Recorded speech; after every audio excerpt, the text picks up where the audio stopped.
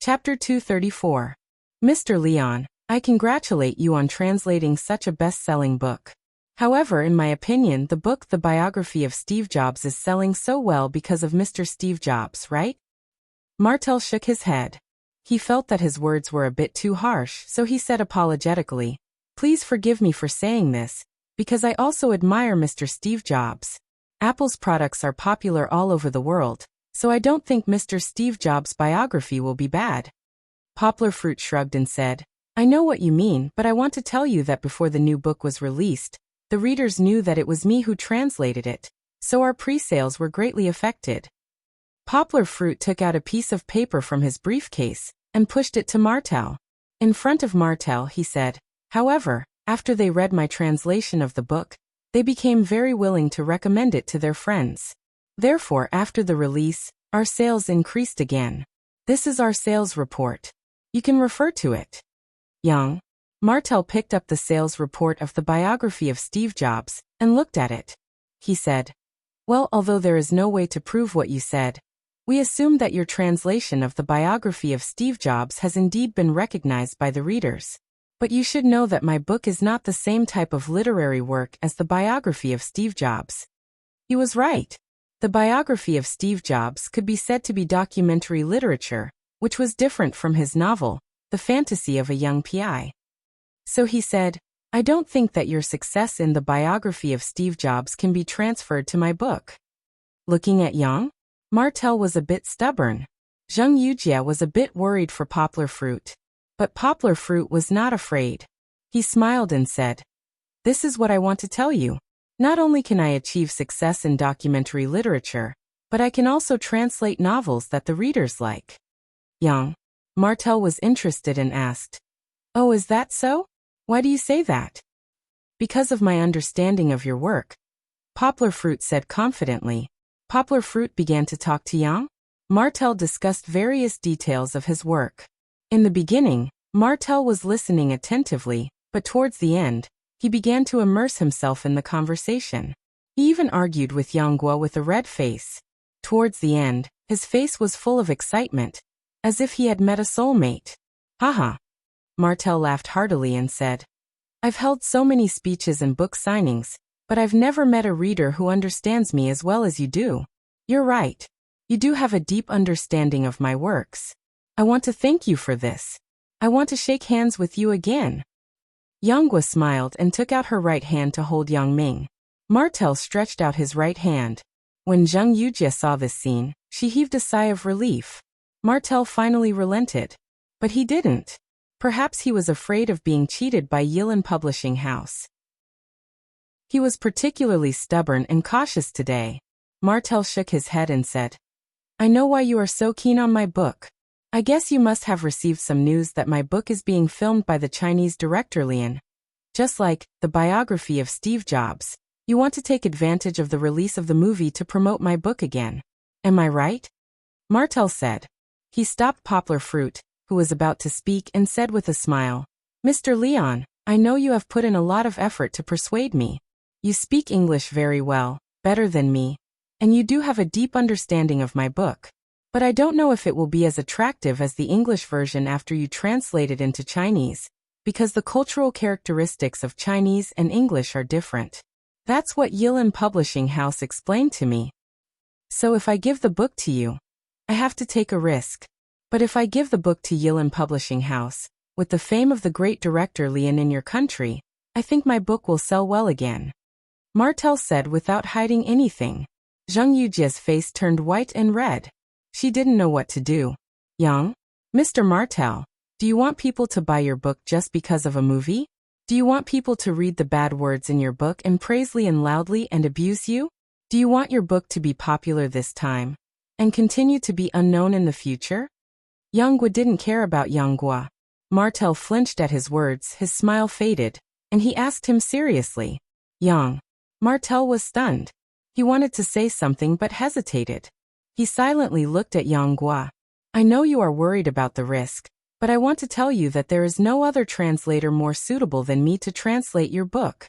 And my translation can really give your book a new life in the Chinese mainland." Poplar Fruit took out a small stack of about 20 pages of A4 paper from his briefcase.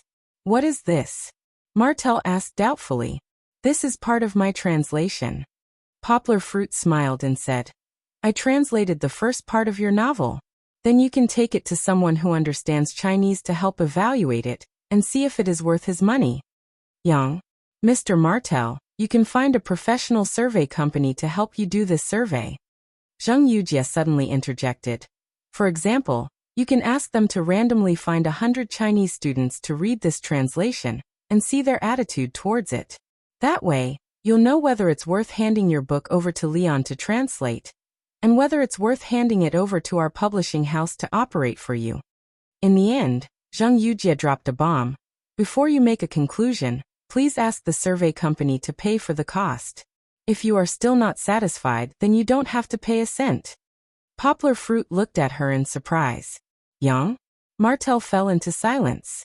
His fingers gently tapped on the translation that Poplar Fruit put in front of him. Every tap seemed to knock on the hearts of Poplar Fruit and Zheng Yujie. They looked nervously at the thin middle-aged man. They had already played all their cards. They could only resign themselves to fate. Only Yang? Martel suddenly smiled.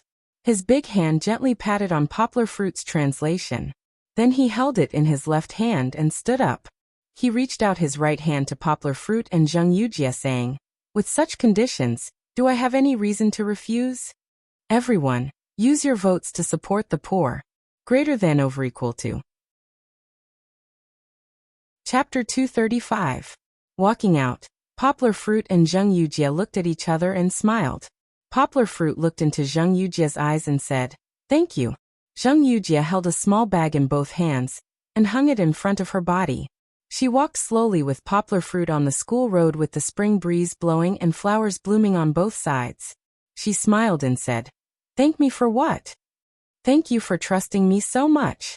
Poplar Fruit smiled and said, aren't you afraid that my translation won't pass the investigation and won't pass the test?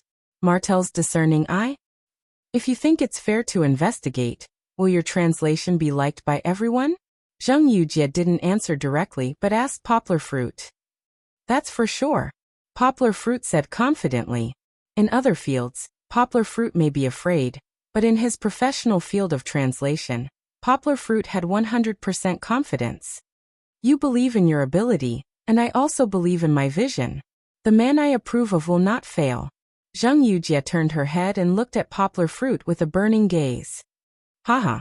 Poplar Fruit scratched his head and said embarrassedly, Yujie, do you know that your sentence is very ambiguous? Zheng Yujie smiled and didn't answer. She turned her head and walked straight to the rented car. Poplar Fruit smiled, shook his head and followed. How is it? Afa, who acted as the driver, stood holding the open door and asked anxiously. I don't know yet. Zheng Yujie dropped a sentence and got into the back seat. What? You don't know yet? Afa looked at Zheng Yujie inexplicably, then looked at Poplar Fruit and asked, Brother Yang, what's going on? We don't even know if it will work yet. Poplar Fruit patted him on the shoulder and smiled. Let's talk in the car. After the car drove off, Poplar Fruit sorted out the cause and effect of the matter with Afa. I see. So are we still waiting in the Big Apple? Afa asked. You can have a holiday when you go back this afternoon. Zheng Yujie took out her tablet and entered some memos on it. She said without looking up, you can go back to China or play in the United States for a few days before going back. Poplar Fruit, and I will stay and wait for the news. And he was not waiting in the Big Apple. Yang. Martel told them that his speech and signing in New York had ended, and the next stop was various major cities in California. Poplar Fruit and Zheng Yujie decided to follow him and stroll around California. After Poplar Fruit got in the car, he got out of his work mode. The scene of his daughter in the hotel immediately appeared in his mind. He couldn't wait to take out his mobile phone and call the glasses girl. After he got to know that his daughter was fine, Poplar Fruit's hanging heart slowly settled down. In the evening, Poplar Fruit was lying in bed watching TV with his daughter, whose mood had finally stabilized after taking Chinese medicine. Zheng Yujie pushed the door in and saw SpongeBob SquarePants and Poplar Fruit's expression on the TV. She laughed. You're here? Poplar Fruit looked at Zheng Yujie, who was still wearing a bathrobe, and laughed. Why are you running around dressed like this? Zheng Yujie looked at Poplar Fruit and said, What are you afraid of? Is there anyone in the hotel corridor at night? I'm right across from you. And I saved you in a flash. In fact, Poplar Fruit wanted to say, Aren't you afraid of me? I'm a young man who can turn into a wolf at any time. However, when he thought of Zheng Yujie's tough character, Poplar Fruit swallowed his frivolous words. If he said it out loud, she might tease him instead. Tell me, why are you looking for me? Poplar Fruit asked with a smile. Why don't you stay and watch this cartoon? I think it's quite interesting. Kiki also thought it was quite interesting. She couldn't take her eyes off the TV. However, in the United States, cartoons were all in English. He didn't know if Kiki could understand it. Zheng Yujie pouted and said, I don't watch cartoons. It's so childish. She looked at Kiki in Poplar Fruit's arms and knew that with Kiki there, nothing would happen tonight. So she talked about business. By the way, I just called Apple. Zheng Yujie said, They heard that you're here, and they want to invite you to visit Apple. Also, what's the name of the CEO who replaced Steve Jobs? Cook. Poplar Fruit reminded her. Yes, Cook, he also wants to see you, Zheng Yujie said. Okay. When are we leaving? Poplar Fruit asked with interest. Tomorrow. The next day, Poplar Fruit and Zheng Yujie left the group and got on the plane from Big Apple to San Francisco. Poplar Fruit wanted to experience the cross-state train in the United States. In the end, Zheng Yujie told him with disdain that with the slow speed of the United States train, it would take at least 3 days to go from the East Coast to the West Coast of the United States. Poplar Fruit had no choice but to give up. After getting off the plane, Poplar Fruit and the rest took a car to Cupertino, where Apple was located. It was one of the core cities of the United States Silicon Valley. In the last century, Cupertino was just a small town. In the 20th century, with the rapid development of technology, Cupertino got on the train to spring. Its economy began to take off, and it became the 27th most livable small city in the United States, and the second in California. As they arrived late, Poplar Fruit and the rest went to Apple's headquarters the next day. Unfortunately, the construction of Apple's spaceship headquarters building had not really started yet. Poplar Fruit could not see the legendary sci-fi building designed by Steve Jobs when he was alive. However, to be able to enter Apple, Poplar Fruit felt like it was a dream. Here, he saw a lot of technology that could only be seen in movies such as smart homes, service robots, and the electric balance car that had just started to become popular in China. They could be seen everywhere. In Apple, there was a public relations manager who accompanied them all the way and introduced them to a lot of cool places in Apple. Of course, Poplar Fruit and the rest could not go to the core area of Apple's development of the iPhone and other products. This was not hard to imagine. After all, it could be said that there was a strict culture of confidentiality there. Cook actually only took 10 minutes to meet with Poplar Fruit and the rest. He did not make things very complicated with great fanfare. Poplar Fruit knew that he was not a big shot. He could not let the CEO of the world's largest company receive him, as if he was receiving a national leader, right? Of course, Cook still gave people a very friendly feeling. It was just that he did not know if it was his own illusion, but Poplar Fruit always felt that Cook looked at him as if he was looking at a beautiful woman. He almost had goosebumps. From the short chat with Cook, Poplar Fruit felt that Cook did not come to thank him for translating Steve Jobs' biography. It seemed that Cook felt that he had done a very good job, and wanted to get to know him. In his words, he revealed that he wanted to help him translate his biography in the future. Although he did not think much of it, Poplar Fruit still gave a very happy response. God knows if he could be a celebrity like Steve Jobs. God knows when he would be qualified to publish a biography. Anyway, it was not difficult to give a guarantee without any disadvantages to the CEO of such a big company, right? Chapter 236. After leaving Apple, Poplar Fruit and Zheng Yujie were nowhere to be found. Although California's Sunshine Coast was very famous, it was not a good idea to go to the beach in March when it was still a little cold. I want to go to Los Angeles. Zheng Yujie looked at Poplar Fruit and said, I have an aunt who lives there. Why don't you come along? In the end, Poplar Fruit and Zheng Yujie got into a car headed to Los Angeles. However, Poplar Fruit did not follow Zheng Yujie to her aunt's place. He suddenly remembered that he had a friend who lived near Los Angeles. Alan? Adehan.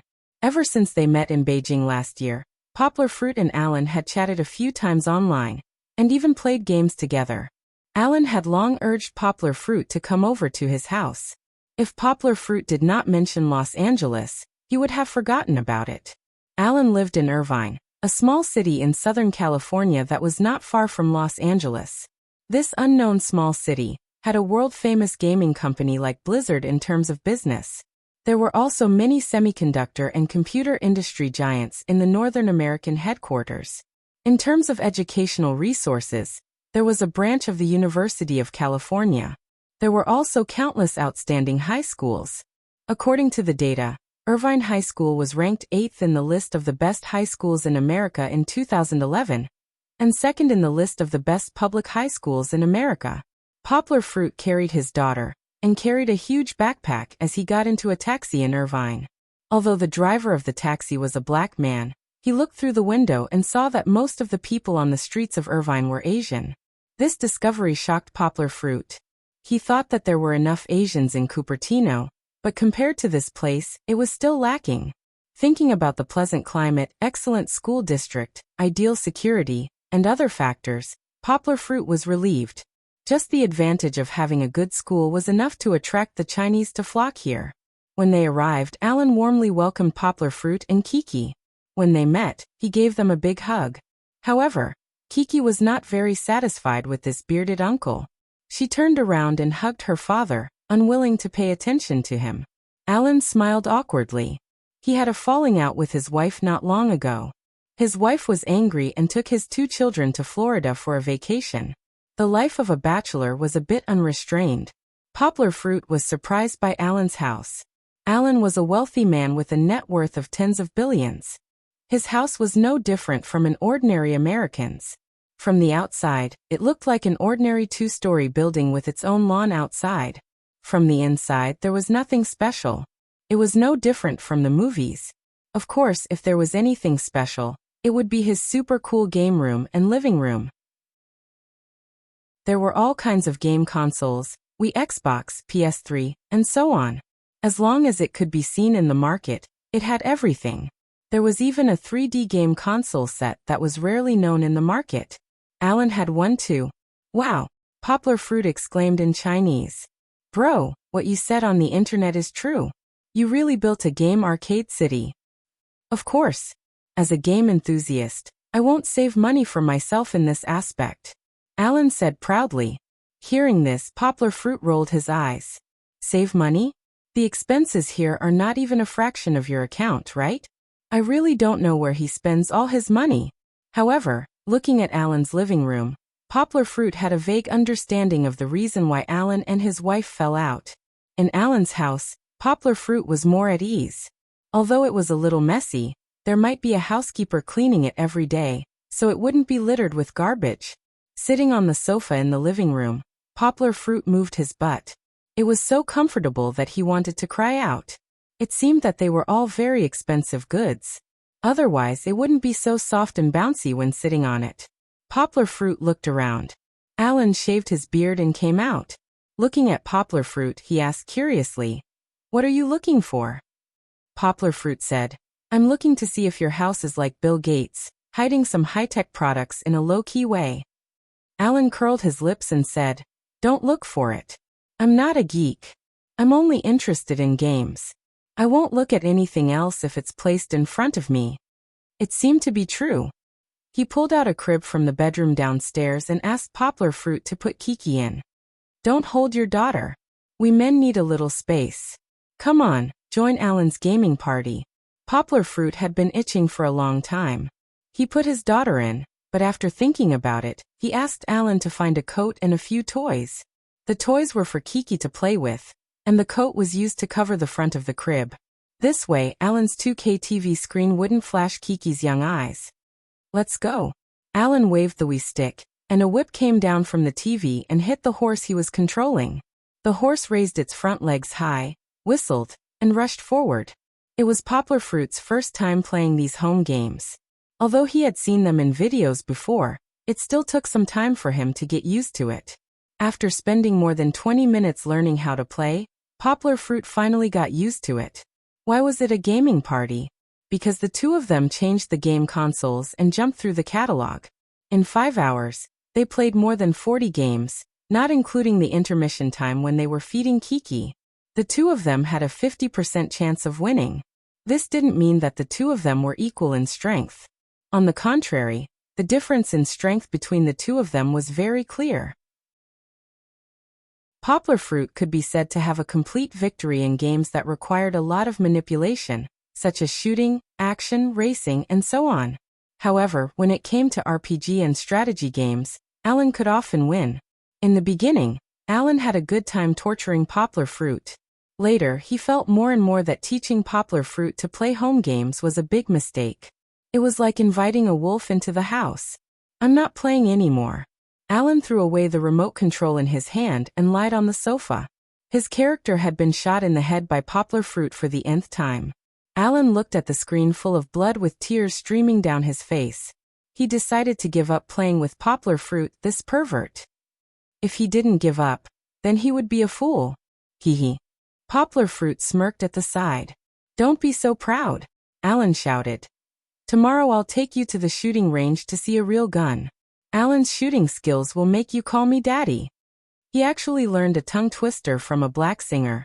Poplar Fruit snickered in his heart. It wasn't like he hadn't been to the shooting range. It wasn't like he hadn't touched a real gun. Compared to the real gun, he didn't know who would call him Daddy. Everyone, use your votes to smash the poor. Greater than over equal to. Chapter 237. Let's go. Alan lay down and picked up his jacket from the other side of the sofa. He stood up and said, "I'll take you to dinner." If Alan was alone, he could have just ordered a pizza delivery. However, he had friends from afar today. He couldn't possibly ask Poplar Fruit to eat pizza with him, could he? He had already thought about it. There was a Mexican restaurant in the city that tasted great. It would be good to take Poplar Fruit there to try it out. Poplar Fruit nodded. He picked up Kiki, stuffed a bag of diapers into his trouser pocket, and followed Alan out of the door. When he opened the door, the lawn outside was dyed with the afterglow of the setting sun. The whole street was empty, and there were only a few white pigeons singing on the telephone poles. However, as soon as he walked out of the door, Poplar Fruit felt like he was being peeped at. This time, the feeling of being peeped at was even stronger than before. Before he could come back to his senses to investigate the source, a sense of crisis emerged in his heart. It was a sense of crisis that made his soul fly out of his body. All the movements seemed to be done subconsciously. Poplar Fruit hugged his daughter tightly with one hand, and pulled Alan back by the collar with the other. Both of them fell on the steps of the corridor outside the door. With a loud bang, a hole exploded in the door behind them. The wooden stubble was a little charred, and the wisps of black smoke told them that the hole had just appeared. "Be careful." Poplar Fruit murmured what he wanted to say. Alan, who was dizzy from the fall, still hadn't come back to his senses. Bang. Bang. There were 2 loud bangs. The bullets hit the stone pillars and railings in the corridor, and the broken stones fell to the ground, crashing nonstop. Poplar Fruit hugged his daughter to his chest, turned over, and used his body to block the falling stones. Then he quickly dragged Alan, who was screaming nonstop, and crawled back.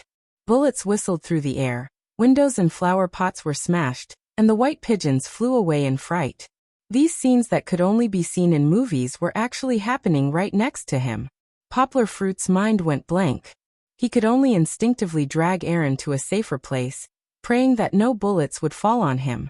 Hiding in the house, Poplar Fruit dragged Alan behind the sofa, shook his shoulder and shouted, "Alan, Alan, where are you hurt?" Only then did Alan come back to his senses. He rubbed his eyes and touched his body. Panting, he said, "No, I'm not hurt." Perhaps a small stone had splashed into his eyes. What _the_hell_ is _it? What the fuck is this? Poplar Fruit patted the floor in panic and cursed. "Alan, I think you should call 911. Otherwise, when the police come, they can only collect our corpses." Kiki was so scared that she buried her head in her father's arms, trembling nonstop. Poplar Fruit hugged her tighter. Perhaps she would feel more at ease if she heard her father's heartbeat. But her father's heartbeat was messed up too. Poplar Fruit was not Superman. Although he had captured armed robbers before, he had never been so close to death. If he had reacted a little slower with the first bullet, he or Alan would have died. Yes, they would have died without a doubt. Just look at the big hole that the bullet had made in the door. Alan nodded and took out his phone while trembling. He dialed the U.S. police number and told them about the situation of the gunshot attack and his location. He shouted, "I have already told Director Frank that it was not a prank, but you didn't believe me. Now did you hear the gunshots? SVD, do you know? If you don't come, I will be dead, and you will be in the newspapers tomorrow." It turned out that Alan had received several death threats before. The bloody letter scared him, but the director of the police station told him that it was just chicken blood, so he didn't have to be too nervous. "I told you." Alan hid behind the sofa helplessly, listening to the assassin outside shooting the window into pieces. He scolded, "Warcraft can't be updated with a new version. That's something we can't do. We have done everything we can, but if we can't do it, we can't do it. Do you think killing me will work?" Poplar Fruit gently put his daughter on the sofa, then turned over, wanting to close the door. Just as he poked his head out, Poplar Fruit saw a man in black across the street with a pistol out and walking towards him. Shocked, Poplar Fruit quickly hooked the door with his foot, then scrambled away. Just as he dodged, there were a few more holes in the door, and then the man in black shot the door lock away with a precise shot. Looking at this power, it was estimated that it was a Desert Eagle. This made Poplar Fruit helpless. What was the use of his martial arts? In front of an unreasonable gun, would he still have a chance to use his fists and feet? He was afraid that if he rushed out, there would be a few more holes in his body. Fuck. Poplar Fruit crawled back, held his daughter in his arms and scolded, "He is coming." Poplar Fruit pushed Alan and asked, "Is there a basement? Let's go in and hide. When the police come, we will be safe." Alan put the phone back in his pocket. He finally calmed down, pulled Poplar Fruit and said, "Let's go. Come with me." Poplar Fruit held his daughter and followed Alan. As a result, they came to the bedroom behind the living room. "Is there a secret room here?" Poplar Fruit looked at Alan touching the bookshelf and asked doubtfully, "Could there really be a secret room?" Poplar Fruit thought of a scene in a movie. Monopoly pulled out a book from the bookshelf, and then the bookshelf moved in two, revealing a door to the secret room. It turned out that Poplar Fruit thought too much. Why would a person like Alan, who was only obsessed with games, go through so much trouble to make himself a useless secret room? He tiptoed for a while, and finally took down an iron box on the top of the bookshelf. There was nothing strange about the box. It was just an ordinary biscuit box. However, after Alan opened the lid, a dark pistol revealed its charming figure. Glock. As a shooting game enthusiast, Poplar Fruit was no stranger to this gun. It was a military pistol of a NATO member state, and in the United States, almost 50% of the police were equipped with this pistol. "That's right." Alan smiled coldly and said, "This is a Glock. Today, I will use it to get rid of this damn home invader." Suddenly, Alan seemed to have integrated himself into his fantasy game scene, but he did not know where his confidence came from. He held the gun and was ready to walk out. "Leon." Alan turned around and looked at Poplar Fruit, who was about to speak, and said, "You and your daughter are hiding here. If I don't ask you to open the door, don't open it." Alan is about to go out and show off his skills. His eyes were filled with the fanaticism of a Western cowboy. A new month, a new week, begging for monthly votes, begging for recommendations. Greater than over equal to. Chapter 238. Alan closed the door and walked out without saying anything. Poplar Fruit couldn't be at ease. Alan was just an ordinary person who wasn't as thin as Jean Nong. There were professional killers outside with large caliber weapons. Could he go out and kill them? Poplar Fruit didn't think so. He looked around the bedroom downstairs. There was only an empty bed and a desk. There wasn't even a window to climb out of. It was no different from a storage room. Poplar Fruit gritted his teeth and hit his daughter at the foot of the bed. He steeled his heart, turned around, pushed open the door and walked out.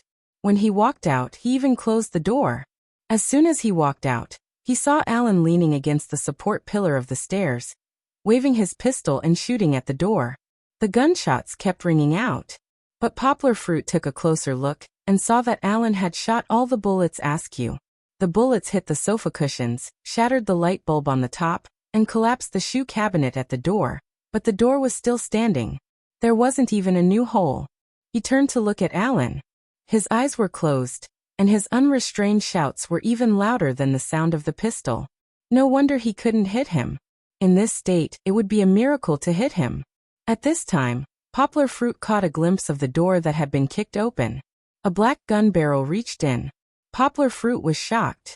He dragged Alan, who was completely out of control, to the ground. At this time, 2 large holes burst out of the wall behind them. Too powerful. Alan shouted on the ground in panic. He's unstoppable. We're dead. Poplar Fruit didn't have time to care about him. He felt a sense of crisis that made his temples jump. He immediately pulled Alan and rolled on the ground. Rows of bullets shot at the place where they had just been lying.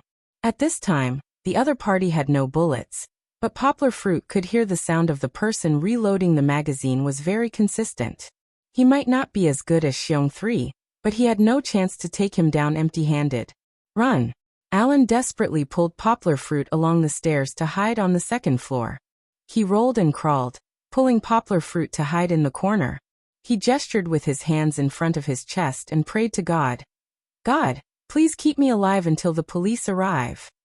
At this moment, Poplar Fruit, who had yet to catch his breath, suddenly remembered. Our daughter is still downstairs. God, how did he become a father? He left his daughter in a dangerous place. Alan pulled out the magazine, looked at it, and said in a low voice with a sad face, I just fired too many shots, and now I have a bullet. Give it to me. Poplar Fruit grabbed the pistol and rushed downstairs. Ellen quickly pulled him back and shouted, What are you doing? Going down is suicide. Poplar Fruit turned around and grabbed Ellen's collar. He stared at him fiercely with bloodshot eyes and roared, My daughter is still down there. At this moment, his red-eyed aura was like a ferocious beast that wanted to devour everyone in front of him. Ellen was trembling in fear, but Poplar Fruit did not push him away. Instead, he suddenly pulled him to the side. It turned out that their voices were heard by the killer. He raised his hand and fired continuously into the corridor. Poplar Fruit and the others almost died in the internal strife. Wah wah. After the gunshots, Kiki's cries came from the bedroom downstairs. Even though there was a door between them, her cries were so obvious in the dead silence that everyone held their breaths. Poplar Fruit listened with worry, but the killer obviously heard it too. Don't panic. Don't panic. Take a deep breath. Yonghua leaned against the pillar at the corner of the stairs and forced herself to calm down. Her heart was beating wildly and her mind was in a mess. There was only one bullet, only one chance. Poplar Fruit forced himself to forget the heavy pressure. His internal strength followed his thoughts, and he suddenly entered that mysterious state. The world seemed to be very quiet. It was so quiet that even a needle dropping on the ground could be heard. Yes, Poplar Fruit could hear the killer's heavy breathing through the veil. He could even see the killer's every move in his mind. This state could not be explained by science. And Poplar Fruit did not care whether it was fucking scientific or not. He stared at the killer closely. He saw that the killer's muzzle was pointing upstairs, but he stopped moving and turned to look at the bedroom downstairs. The killer looked upstairs again and took 2 steps back. His footsteps were almost inaudible. Then, he turned around and walked towards the bedroom. The moment he turned around, Poplar Fruit seemed to have heard the signal of the starting gun. He flashed out from the corner of the stairs. In the blink of an eye, the moment Yonghua flashed out, the assassin also felt it, but when he turned his gun back, it was already too late. Poplar Fruit's reaction speed was faster than the king of the special forces. He pulled the trigger first. His hand was very steady, steadier than ever. Those few microseconds seemed to be very long. Poplar Fruit could feel the sparks of the bullet when it left the chamber. He could also feel that at the other end of the bullet, The killer's dilated pupils were exposed. It was the first time he fired without earmuffs. The gunshot exploded in his ears and was almost deafening. However, Poplar Fruit was not affected. He was still in that mysterious state. Although he had already seen it, he still rushed down to confirm that the killer who had fallen to the ground was indeed dead. He was indeed dead. There was a scorched hole in the forehead of the hood, and the blue eyes had lost the light of life. Killed another person. This sentence flashed through his mind. Poplar Fruit suddenly slumped to the ground. His whole body was weak, and the hand holding the gun was sweaty. The world seemed to have become so unreal. It was both far and near. His ears seemed to have only just started to show the aftereffects of the gunshot. The whole world seemed to be left with only the noise of radio waves. It was not until Kiki's helpless and fearful cries rang out again that Poplar Fruit gradually came back to his senses. Yes, my daughter is still in the room. Leon! Leon! At this time, Alan, who was cowering in the corner, cried out in fear. He did not dare to move now, and he did not know what was going on below. He could only call out to Poplar Fruit with a trembling voice and wait for his response. He has been taken care of. Poplar Fruit's slightly tired voice was undoubtedly the sound of nature in Alan's ears. Just now, Poplar Fruit did not respond for a long time. He thought that Poplar Fruit was dead, and those damn tears were about to flow out. Alan struggled and stood up with the help of the wall. He looked at Poplar Fruit, who had also just gotten up from the ground, and the black figure on the ground that was half covered by Poplar Fruit's body. The two who had survived the disaster looked at each other in a daze. They did not know why, but they actually laughed. Everyone, use your votes to smash the poor. Greater than over equal to.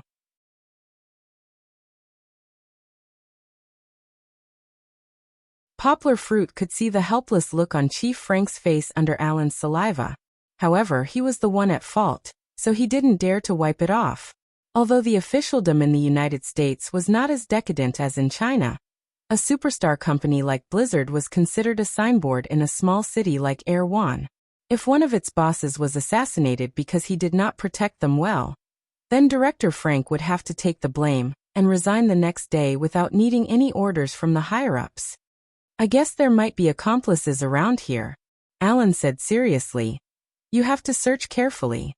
Chief Frank comforted. Don't worry, we will increase the police force to search.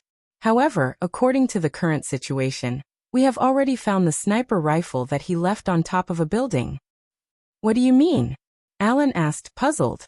This basically proves that he doesn't have any other gang. He's alone, Chief Frank said. Poplar Fruit hugged his daughter and nodded slightly. He also agreed with Chief Frank's point of view. If the black-clothed assassin had an accomplice, he definitely wouldn't have let go of Poplar Fruit when he was at his weakest. The police investigated for a while and found that they couldn't find any information from the black-clothed assassin. Then they linked it to Alan's police report about the death threat letter not long ago. The police temporarily thought that this was a follow-up to the death threat letter. Unknowingly, Poplar Fruit had already cleared himself of suspicion in this case. Of course, Poplar Fruit didn't think that this attack was actually related to him. Taking a statement was still necessary. Anyway, the house was almost destroyed, and he felt that it wasn't safe to stay at home. Hence, Alan promised Chief Frank to go back to the police station to take a statement. Poplar Fruit didn't care. He just wanted to find a safe place to sit down. So he also took his bag and went to the police station with Alan. When they arrived at the police station, Poplar Fruit first made a bottle of milk and gave it to Kiki to calm her nerves. Kiki was sleepy and fell asleep after drinking half the bottle. Poplar Fruit asked a female police officer who was full of maternal love to take care of him for a while. Then he followed a detective to the quiet room next door to take a statement. Because of Alan's relationship with Poplar Fruit, the detective was very amiable when he was taking a statement with him. Please show me your driver's license or give me your social security number. Poplar Fruit was stunned. He smiled and said, Oh, you misunderstood. I'm not an American. I'm from China. This is my passport. He took out his passport from his bag and handed it over. It's hard to imagine that you're not an American. Your English is no different from ours. The detective looked at Poplar Fruit's passport and sighed. That's because I'm a professional translator. Poplar Fruit shrugged and smiled. Language is the tool that I rely on for a living. You're not a professional soldier? Or a retired soldier? The detective asked in shock. His eyes were wide open. No. Poplar Fruit asked in confusion. Why do you think so? I've never been a soldier, nor have I been in a profession like a soldier or a police officer. Unbelievable. Your marksmanship is so good. One shot to the head. If you're not a professional soldier, that's too amazing. The detective shook his head. This guy's marksmanship is so good. He must have practiced it while playing games. Alan, who had just finished his call, opened the door and heard the detective's words. He said resentfully, "It's the same when he's playing games. Every shot to the head. He doesn't give anyone a chance." Who said that I practiced it while playing games? Poplar Fruit said in dissatisfaction. I've been to the shooting range in China. It's just that I'm not like you, who practiced until the bullets hit the ceiling. I'm just nervous. Nervous, do you understand? Alan said in embarrassment. Why don't we go to the shooting range and have a fair duel? The detective waited for the two of them to compare with each other for a while before he interrupted and pulled Lou back. So, what you're saying is that you're a Chinese and a translator? Chapter 240. You're Chinese and you're a translator. So, are you here in the US for a vacation? The inspector asked as he took notes with his pen. No, I'm here for business. Poplar Fruit shook his head. Business? The inspector picked up Poplar Fruit's passport again and realized it was a business visa. Yes, I'm here with a business team from a publishing company to discuss the import of a book. Poplar Fruit rummaged through his bag and found some documents that could prove his identity and showed them to the inspector. The inspector flipped through the documents and pointed at the location. Aren't you negotiating in the Big Apple? Why are you here in Irvine? That's because I live in Irvine. He purposely came to visit me, Alan interrupted. Poplar Fruit rolled his eyes and said, No, it's because our negotiation is not over yet. The other party needs to conduct a business investigation before making a decision. He's coming to California for a lecture tour according to his itinerary. That's why we followed him here. As for Irvine, I suddenly remembered Alan lives here, so I came to visit him. Purposely and on the way. What a difference. That's so hurtful. Alan sighed. To think that I invited you so many times, but you only came here because it's on the way. Isn't it on the way? I even saved your life along the way. Younghua curled her lips and said. The inspector asked Poplar Fruit a few more questions before letting the two of them out. The police station was on duty 24 hours a day. Alan felt uneasy going to a hotel, so he borrowed a quiet office from Frank to rest. Her daughter was lying on the side. Younghua covered her with a small quilt that she brought with her from her school bag, while he ate takeout with Alan. That's right. After all that, they still ordered pizza. The pizza in America had a lot more fillings compared to Poplar Fruit in China. Meat, tomatoes, and other fillings were everywhere in one bite. Of course, the pizza in the US was not as good as the pizza in China. The pizza in the US tasted bland and was not as delicious as the pizza in China. He didn't know if he was hungry, but Poplar Fruit ate faster, while Alan ate slowly as if he was tasting something delicious. Poplar Fruit washed her hands and began to tidy up the school bag that was messed up when she flipped through the quilt. What is this? Alan's sharp eyes saw that the Poplar Fruit had fallen out of a transparent box containing something that looked like a postcard. On it, there seemed to be a picture from the Warcraft game. Poplar Fruit slapped away Alan's greasy claws in disdain and said, Don't touch it. You haven't washed your hands yet. Alan, on the other hand, was even more interested. He finished the remaining small piece of pizza, ran to wash his hands, and then came over excitedly. What is it? Poplar Fruit handed him a tissue to let him wipe his hands, then carefully opened the box and took out the cards to show him. Poplar Fruit looked at Alan, quickly looking at the cards one by one, and said with some heartache, Hey, be careful. Don't break it. In fact, this set of cards was not worth much, but thinking that it was a pair with the set beside Fong Bei, Poplar Fruit cherished it very much. Looking at the way he carried it with him, One could guess 1, 2, 3, 3. Where did this come from? Alan asked doubtfully. I have never seen these things before. Poplar Fruit said with a little pride. This is a card game based on the Warcraft background. A game I made with a friend.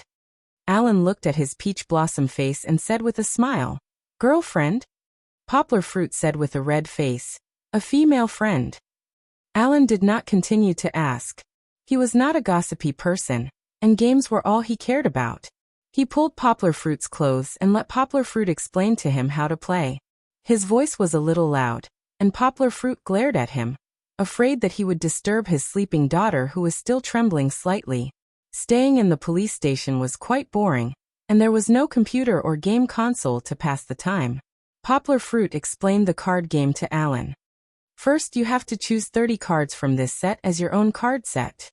Poplar Fruit whispered. When Poplar Fruit was explaining, Alan's eyes were wide open, and he kept exclaiming in a low voice, Unbelievable! Unbelievable! Alan was not an inhuman with boundless energy like Poplar Fruit. After a day of torment and struggling on the edge of life and death, he was already a little sleepy, and his eyes were bloodshot. However, listening to a brand new game, Alan radiated with new vitality. Looking at his energetic appearance, it was hard to imagine that he had not slept for more than 10 or 20 hours. Poplar Fruit did not know, and continued to chat with him. In the end, as they chatted, Alan suddenly fell asleep on the table without warning, and it gave Poplar Fruit a fright. Alan did not sleep for long, and even Poplar Fruit had just woken up from his 3 hours of sleep. After Alan woke up, he rubbed his face with his hands to force himself to be more alert. He was thinking about this game even in his dreams. Seeing Poplar Fruit sitting next to him and smiling, Alan jumped up and pulled Poplar Fruit's clothes and whispered, Quick, let's play your game.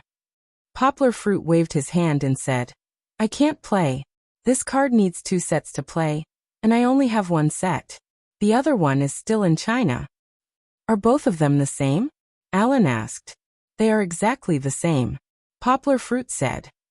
That's easy. After hearing Poplar Fruit's answer, Alan jumped up and ran to the police on duty. He paid for the right to use the police station's printer to print crime scene photos. He printed all the cards in Poplar Fruit's hands. Of course, the printer was a large-size photo, which was bigger than A4 paper. Therefore, he looked particularly funny holding the new cards. Poplar Fruit's own cards were the same size as a movie star, and it was already quite big, but Alan's was even bigger. However, Alan, who was in high spirits, could not care less. He pulled Poplar Fruit to play. It was his first time playing the game, and Alan was not completely familiar with it. Most of the time, he played while asking Poplar Fruit. In the end, he kept losing, but he was never tired of losing. Of course, Poplar Fruit was willing to continue playing. It was rare to find an opponent who could win. In the past, when he played with Fong Beibei, he almost always lost. Moreover, this opponent seemed to have a masochistic tendency. He could not be happier. At this time, Alan was not playing the game to win, but to study a new game. His vision was much more experienced. After playing a few rounds, he pointed out many loopholes in the game and many places that affected the balance. Poplar Fruit nodded secretly and silently noted it down. He did not even think about these problems. Go back and tell Fong Beibei that she will definitely solve it. Everyone, use your votes to smash the poor. Greater than over equal to. Chapter 241. They played until dawn, and the police officers who passed by on their way to work all looked at them strangely. They didn't go home, didn't stay in a hotel, but squatted in the police station to play cards. They were probably the only 2 people in the world who played cards bigger than A4 paper. The impact was not good. Director Frank couldn't help but knock on the door and come in. He wanted to persuade them to leave. Director Frank told them that there was a large group of reporters outside, who wanted to report about the attack on Blizzard's boss. He could arrange for a police officer to secretly send them away in a police car. Let's go. Poplar Fruit put away the card and smiled at Alan. I think except for this, your home should be safe now. Wait. Alan suddenly raised his hand and said to Director Frank, Give me a little time. Director Frank nodded, turned around, and closed the door before leaving. Alan rushed up and took Poplar Fruit's hand. He said to Poplar Fruit excitedly, "Leon, we are good friends, right?" Poplar Fruit nodded doubtfully and said, "Yes, we are brothers who have gone through trials and tribulations together." He didn't think of how to translate the word brother with the same English word, so he just translated it casually. Alan looked at Poplar Fruit affectionately and said, "Leon, since we are brothers, you must sell this game to me. Sell it to Blizzard." "Oh my God, this is an epic-making great idea." Poplar Fruit was stunned. He and Fong Beibei studied the game just to pass the time. They never thought of selling it for money, but Alan proposed to sell the game to Blizzard. Poplar Fruit couldn't believe his ears for a while. Could it be that the card game he casually designed was so good that it could enter Blizzard's eyes? Poplar Fruit understood that the card game was actually very simple. Even the pictures were downloaded from Chengdu Online, and there were so many loopholes. He asked with an incredible expression, "You want to buy my game?" "Yes," Alan said. "This card game is wonderful. I believe that after the company's in-depth development, it will definitely be popular. Sell it to me? I'll definitely get you the best price." "It's not about money." Poplar Fruit scratched his head and said awkwardly, "My friend and I researched this game together. If you want to sell it, you have to get her permission." If Fong Beibei did not agree, no matter what Alan said, Poplar Fruit would not agree. This was because this game was the crystallization of his and Fong Beibei's wisdom. Ahem, although it sounded weird, that was what he meant. The Poplar Fruit was very precious to him. Hurry up and call her and ask her. When it came to games, Alan became impatient. He couldn't wait for Poplar Fruit to ask. "Please, please, please." Poplar Fruit counted with his fingers. It should be around 10 p.m. Beijing time. Fong Beibei should not be asleep yet, right? Although girls went to bed early, didn't they all go to bed late in the university? Poplar Fruit picked up his phone and called Fong Beibei. At first, Fong Beibei did not pick up and rejected the call. Poplar Fruit called again. When she picked up, Poplar Fruit quickly told her that it was him. "Oh, it's you." Fong Beibei laughed happily. "Aren't you in the US? Why are you calling me?" "I saw an unknown number and thought it was a harassment call." "I'm calling you from the US. Haha, you haven't slept yet, right?" Poplar Fruit laughed. He could hear Fong Beibei's roommates cheering over the phone. "Yo, Beibei, who is this? Are you in the US? I'm about to sleep. Wait for me. I'll talk to you when I'm out of the corridor." Fong Beibei climbed down from her bed with her phone and made funny faces at her roommates. She did not answer them and kept them in suspense. "All right. I'm out." Fong Beibei stood in the corridor and asked as she paced back and forth, "Uncle, why did you call me when you're in America? It's very expensive to make an overseas call." It's fine. It's just a few dozen RMB." Poplar Fruit laughed. "Then, how's your matter going? When are you coming back?" Fong Beibei asked. "Not bad. I'm still waiting for the final confirmation. I don't know when I will be back. I think it will take a few more days." Yonggua laughed. He turned his head and saw Aaron looking at him from the side. He couldn't understand Chinese, so he could only stare. However, he had a wretched look on his face as he eavesdropped. Yonggua used his right hand to push his head away. Alan was pushed away, but he was still shouting. "How is it? Do you agree? Hey, why is there a foreign devil's voice beside you?" Fong Beibei asked doubtfully. "Oh, it's like this. I have a friend who is one of the founders of Blizzard. His name is Adam.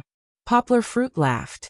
When he heard Poplar Fruit mention his name, Alan quickly shut his mouth. "That magical beast was developed by his family," Poplar Fruit said. "I accidentally let him see the card that I designed with you. He thought it was good and wanted to buy it. He kept pestering me, so I called to ask for your opinion." Before Fong Beibei could respond, Poplar Fruit quickly added, "If you don't want to sell it, just tell me.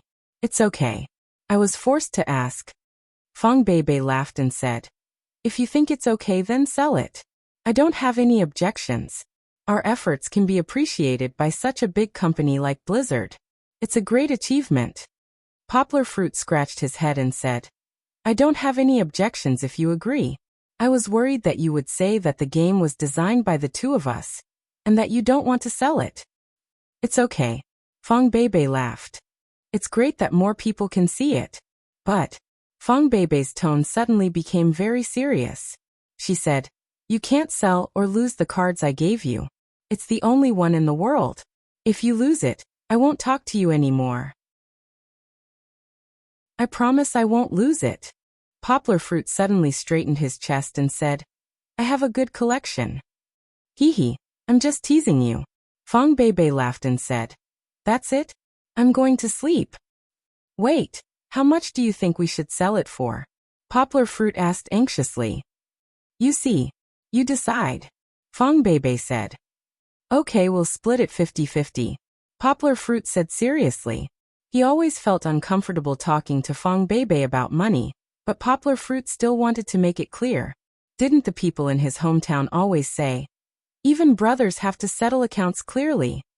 Okay, uncle, you're so long-winded. Fong Beibei said, 50-50? The money we'll get from selling it won't even be as much as the phone bill. I'm going to sleep. Bye-bye. Everyone, use your votes to support the poor. Greater than over equal to. Chapter 242. How is it? As soon as Poplar Fruit put down the phone, Alan couldn't wait to greet him and ask. Poplar Fruit deliberately put on a heavy expression, which made Alan's heart go up and down. He wanted to ask again with a sad face. At this time, Poplar Fruit put on a smile and said, we've decided to sell. Alan was stunned for a moment, then jumped up ecstatically and hugged Poplar Fruit tightly. He cheered loudly, great, great. This is bad. Poplar Fruit didn't have time to cover Alan's mouth. He turned to look in the direction of his daughter's sleep. Sure enough, his daughter was woken up by Alan's loud voice. He didn't know if it was because yesterday's fright still left a shadow in her heart, but after being woken up by the shouting, Kiki burst into tears. Poplar Fruit quickly pushed the octopus away, ran over, and picked up his daughter. As he coaxed her, he looked at Alan reproachfully. Alan was so excited that he couldn't find the north. He didn't notice Poplar Fruit's eyes. He took out his phone and shouted, I'll ask you the price right away. Wait. I'll get you the best price. Chief Frank pushed the door open and came in. Alan waved his phone and gestured to Chief Frank. Wait a little longer, wait a little longer. Poplar Fruit smiled helplessly at Chief Frank, then went to the bathroom of the police station to get some water for his daughter to wipe her face. After being chilled by the cold water, Kiki gradually woke up. She stopped crying and just hugged her father's neck tightly. After Kiki wiped her face, her hair was a little wet and curled up, tightly sticking to her cheeks and forehead. She looked very cute. Poplar Fruit kissed her little face, loving her very much. Back in the quiet room, Alan was still on the phone. He sometimes muttered, sometimes roared, sometimes stood against the back of the chair, sometimes jumped on the chair with shoes on, waving his arms as if he was giving a speech. Poplar Fruit shook his head, took out milk powder and a bottle from his bag, and went out again. He found a female police officer, and asked her to help him get some hot water to make milk powder for his daughter. A faint fragrance floated out. Poplar Fruit's stomach suddenly growled. He only ate pizza yesterday, and today he was hungry too. Ha! Several police officers sitting next to Poplar Fruit laughed. They didn't have any malicious intentions. One of them was very friendly and handed the breakfast he brought over to Poplar Fruit, and asked him if he wanted to eat it. Poplar Fruit ate one of his chicken pieces and gave it back to him and laughed. I call. There is still one who hasn't eaten breakfast. My friend, you were so cool yesterday. A black police officer came up and lightly punched Poplar Fruit's arm. He laughed and said, I heard about it. One shot to the head, so cool.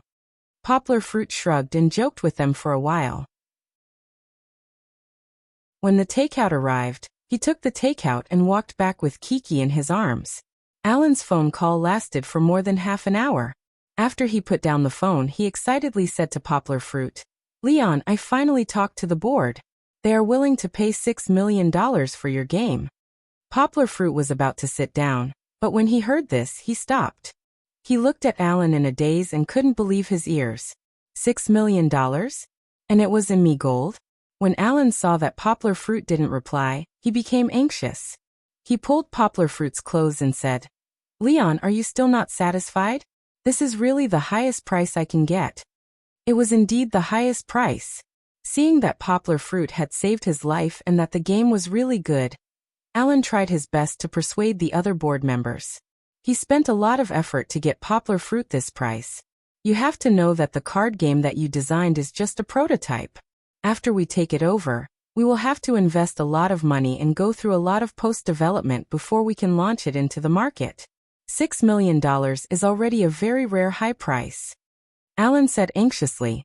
No, Alan. Poplar Fruit quickly held Alan, who was about to jump up and down, and said, I don't think it's too low. I think it's too high. $6 million. I won't be able to earn that much money even if I work as a translator for my whole life. Poplar Fruit didn't know whether to laugh or cry as he said, This number just scared me. So you're saying that you agree? Alan asked happily. Alan, Poplar Fruit said seriously, I know that it's not easy for you to get this price. You paid so much just to repay me for saving your life. But at that time, I killed him to save my daughter, and also to save myself. So don't bring trouble to yourself because of me. No. Alan shook his head like a rattledrum and said, I'm not just doing it to repay you. I'm doing it because this game is worth my effort. You know my character. If it's not a good game, I'll never let the company import it. Even if you kill me, I won't do it. As for the price, I admit that if it were someone else, I definitely wouldn't offer such a high price. I might even ask the company's professional negotiation team to lower the price. However, you have to understand that I'm only helping you to get the benefits that you deserve. Your game is really worth that much money. Alan said to Poplar Fruit seriously. Poplar Fruit was still a little hesitant. He said, Isn't this too high? Haha, don't worry. Alan stretched out his hand and patted Poplar Fruit's shoulder hard. He said, My vision is not wrong.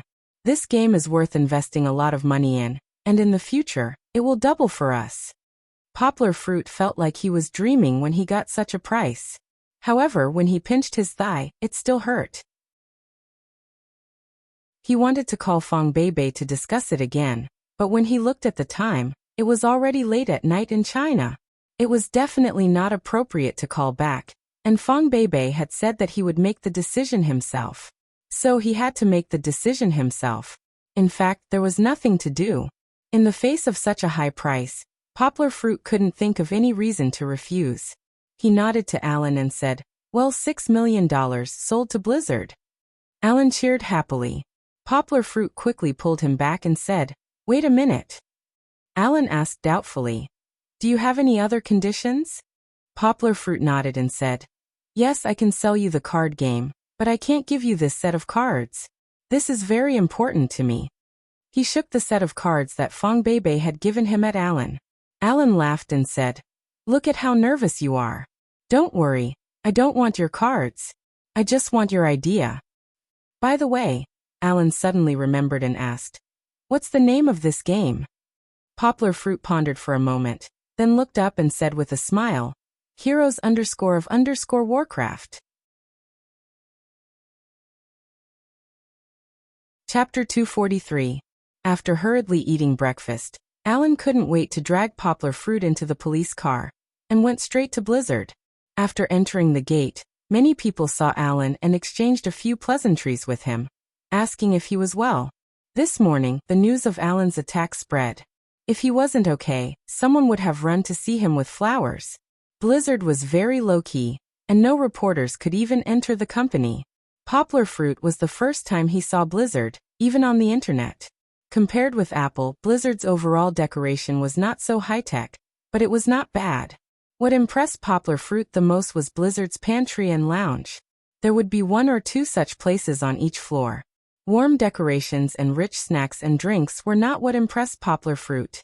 What Poplar Fruit found amazing was that Blizzard's employees were also discussing game design or programming in low voices in the pantry and lounge. Everyone was in high spirits, as if they had been injected with chicken blood. This made Poplar Fruit doubt his own cognition. Weren't programmers very bitter? This reminded Poplar Fruit of a report he had seen before, saying that when Blizzard recruited employees, the first thing they didn't want was those who didn't love games. Perhaps it was the obsession with games that formed such a strong working atmosphere in the company. In the report, many senior managers express such feelings. In addition to family, the happiest thing for me is to develop games for the company.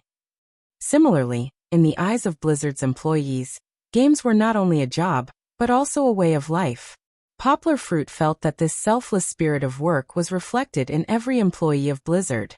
Blizzard's people almost reached a paranoia for their career. When he mentioned this discovery to Alan, Alan proudly said to Poplar Fruit, "Yes, this is the soul of Blizzard. Leon, I want to introduce you to someone." Alan smiled and said to Poplar Fruit when he saw a person coming from afar, "Mike. Mike Morhaime, my best brother, and the current CEO of Blizzard." Thank God. As soon as Mike came up, he gave Alan a bear hug and said, "Fortunately, you're fine. I was shocked when I heard about this. Why didn't you inform me yesterday?" Poplar Fruit carefully looked at the leader of Blizzard. He was a very handsome American. Even if he was already a middle-aged uncle, Poplar Fruit did not doubt that this face could make women scream. "I'm fine, aren't I?" Alan laughed. "Don't make a fuss. By the way, this is the Leon I told you about on the phone. He saved my life yesterday. Mr. Leon, thank you very much too." Mike shook Poplar Fruit's hand and said, "Welcome to Blizzard. I heard from Alan that you've brought us a great game. These two guys are really a Blizzard gay duo." Poplar Fruit cursed silently. It was as if the two of them were made from the same mold. After exchanging a few words, the conversation immediately shifted to the game. "Nice to meet you too. Can I call you Mike?" After Poplar Fruit got permission, he smiled and said, "I don't dare to say that it's great. This is just a game that my friends and I came up with to pass the time." Although he knew that there was no need to be modest in front of foreigners, modesty was a good character buried in the bones of Chinese people. Mike did not care whether he was modest or not. He smiled and said, "No problem, we are waiting for your demonstration." Let me say it, Alan said excitedly. "I already know what this game is like. Let me introduce it to everyone. Leon, is that okay? You can guide me from the side. If there is anything missing, you can add it." He was holding his daughter, so it was inconvenient for him to do the demonstration. Alan volunteered, and Poplar Fruit could not ask for more. He nodded gently. When they entered the conference room, several executives were already sitting there. They were also having a network meeting with the foreign directors through video connection. Alan explained to them that because it was a last-minute idea, the executives also acquiesced to Poplar Fruit bringing his daughter in for the meeting. Alan used the projector to play the cards that he photocopied last night on the screen, and then explained with joy. Poplar Fruit listened from the side, and could not help but nod secretly. After all, Alan was a professional. His explanation was clear and to the point. He was much better than Poplar Fruit himself. "Did you say anything?" Alan turned his head and asked Poplar Fruit. Poplar Fruit smiled and shook his head, saying, "No, you said everything." Not only did he say everything, but he also filled in some of the loopholes he found yesterday and said it as Poplar Fruit. "That's it. What do you think?" Alan put down the pen in his hand and said, "It's really good." A vice president named Pardo stood up and clapped. The others also applauded. Who was Pardo? In 2006, he was selected as one of the 100 most influential people in the world by Time magazine.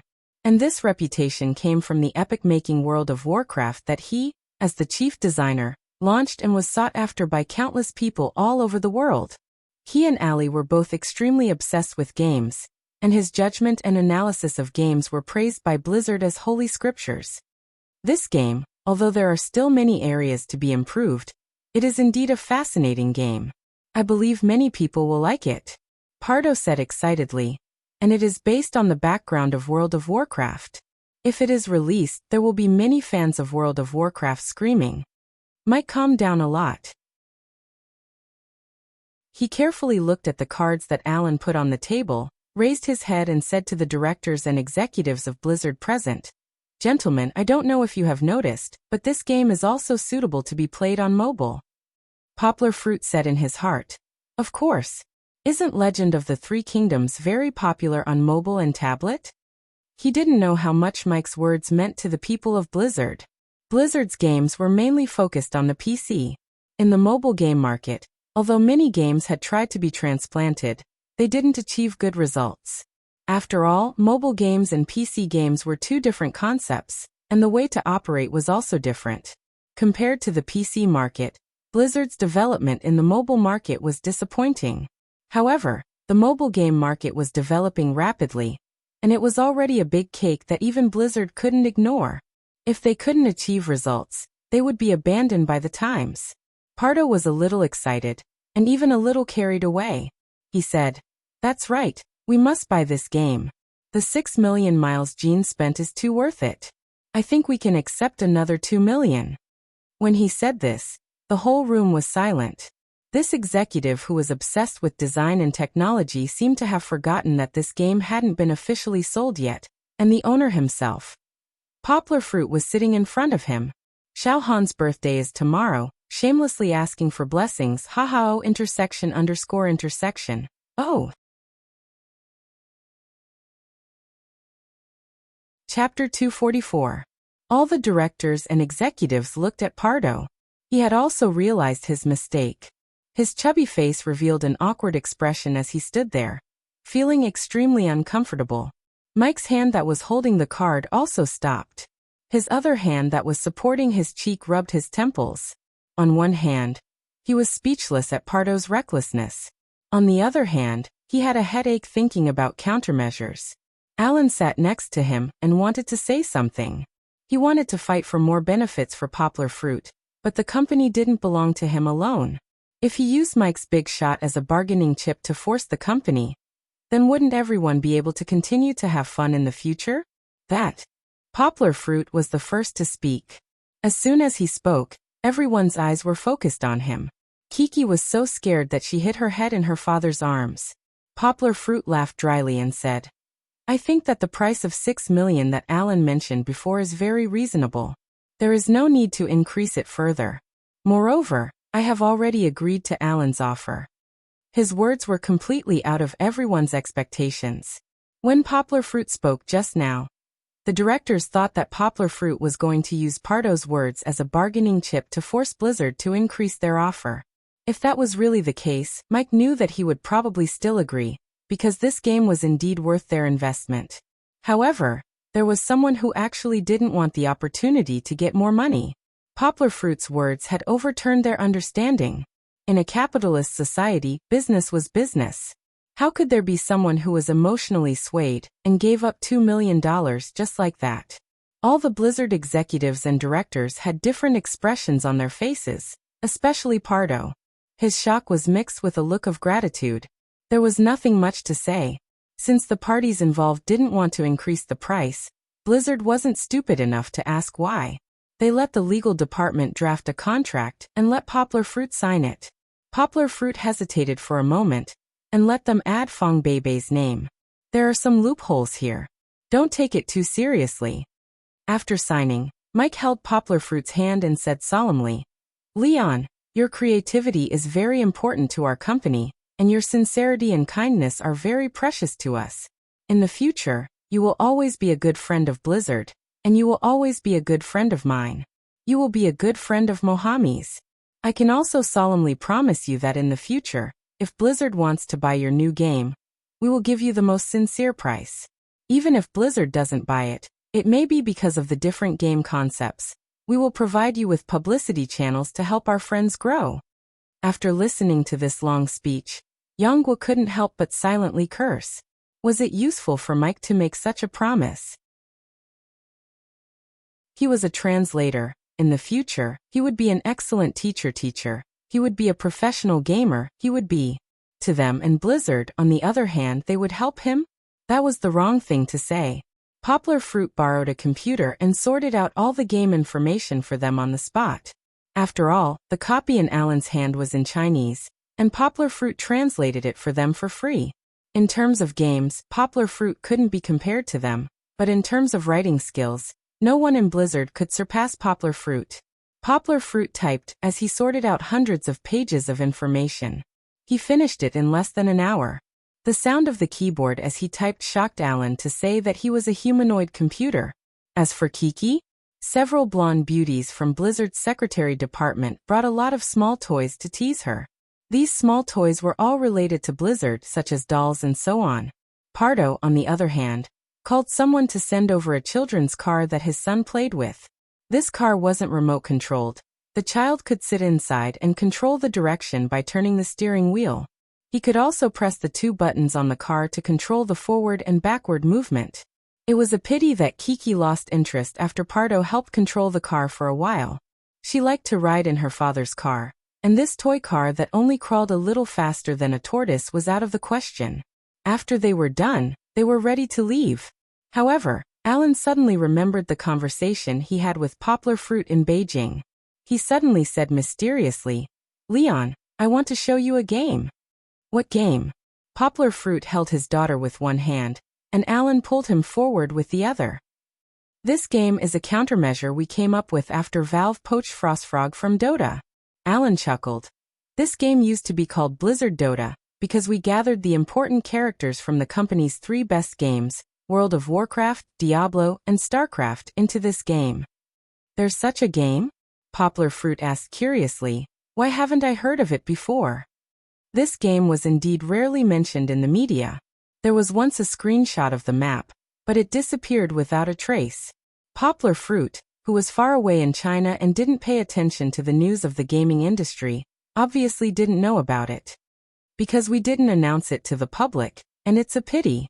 Alan shrugged and said, "Because of the Dota trademark, we've changed our name to Blizzard All-Stars." "What a lousy name." Poplar Fruit secretly complained in his heart. "This game is basically complete, and we're preparing to release it together with StarCraft's Heart of the Swarm next year." Alan smiled. Yang Guo went to the office of the little-known game design team. Yang Guo was accompanied by one of the managers of the team. She started to play the game. "How is it?" Alan looked at Poplar Fruit excitedly. "What do you mean, how is it?" "It's not bad. Do you want me to review it?" Poplar Fruit didn't know whether to laugh or cry. "Just tell me what you think. I think you have a good idea," Alan said. The supervisor also looked at Poplar Fruit with a smile. Poplar Fruit tried hard to recall the MOBA games he played in the past. He scratched his head and said, "I think this game imitates Dota 2 deeply. Although there are big changes in the graphics, heroes, and skills, there aren't many differences in the gameplay. This doesn't highlight the game's uniqueness. I know you want to use Blizzard All-Stars as a gimmick to attract players from the other 3 games, but this won't last long. Who knows, they might even be attracted by Dota or League of Legends.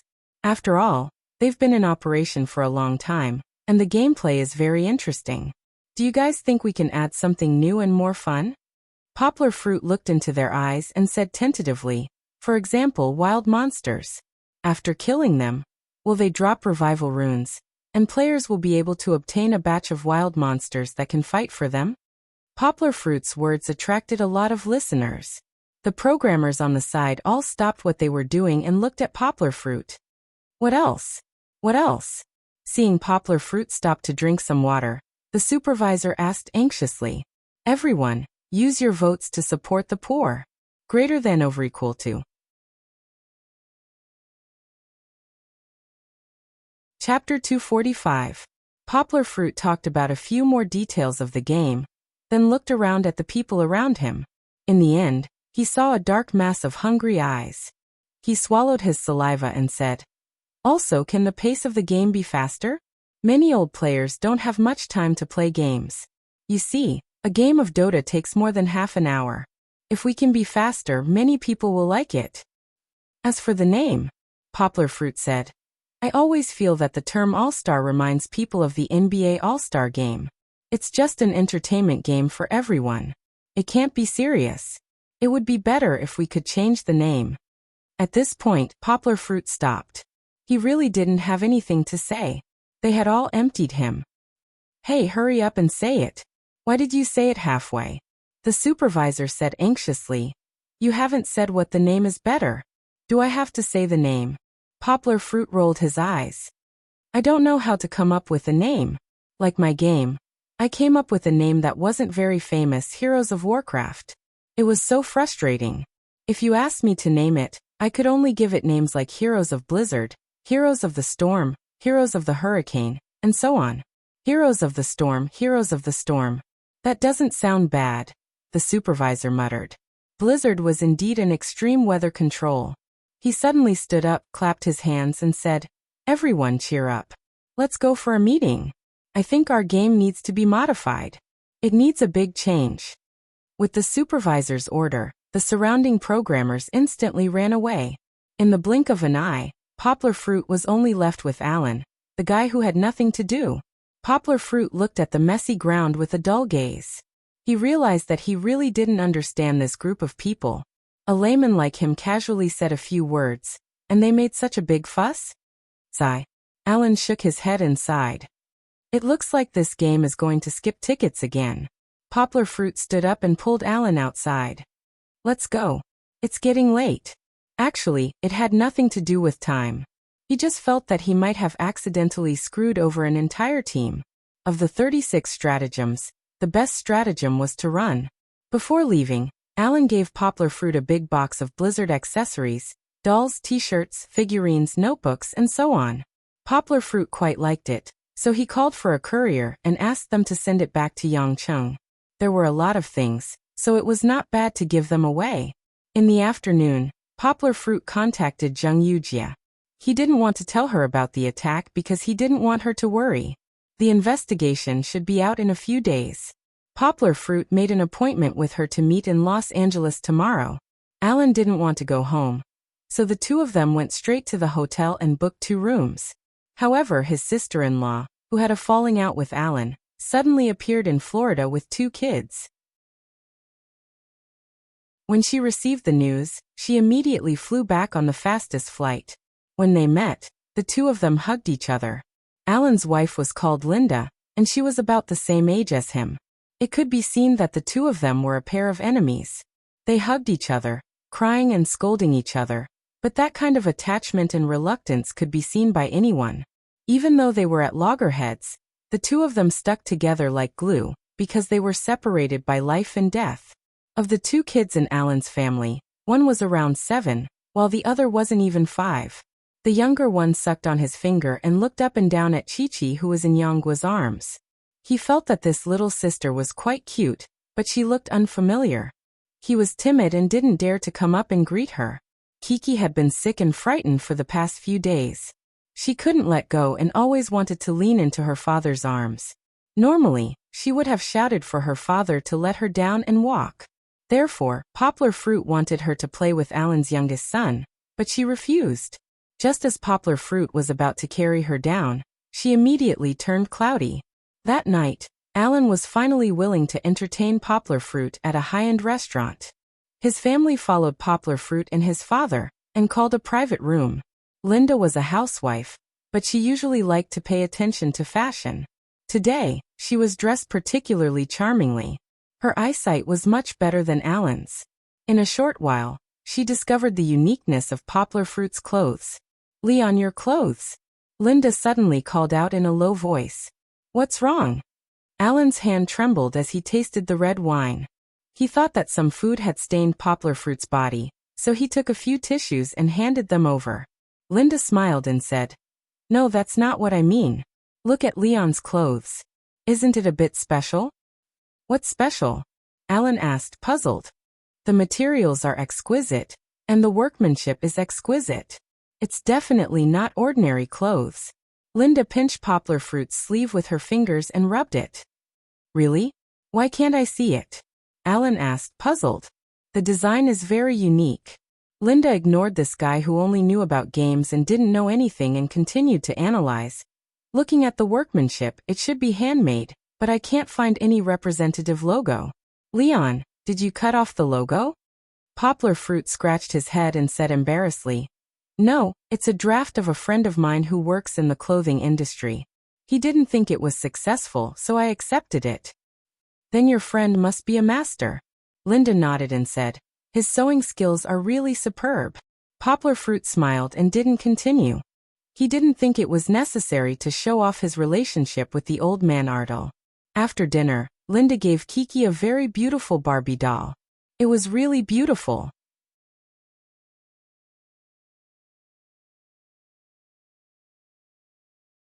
Chapter 246. In a luxurious villa in Beijing, there was the sound of things being smashed. How many days has it been? Why is there no reply? Did you succeed? Give me a reply. Fuck your mother. Why is it so unreliable? Li Zichao roared. He picked up an ashtray and smashed it on the ground. The website he used to find assassins was a bit like a trading platform. He found an assassin there, paid a deposit, and the rest of the money was placed on the website. If he succeeded, the website would be responsible for sending the money to the assassin. If he failed or there was no reply from the assassin within 30 days, the rest of the money would be returned. Didn't the assassin say that he was ready to act when he found an opportunity? Why was there no news after 2 days? Without a phone number, he could only ask through the website's internal text message. Li Zichao had asked a few times, but there was no reply. Yanghua, Zheng Yujie and the rest had been in the US for almost a week.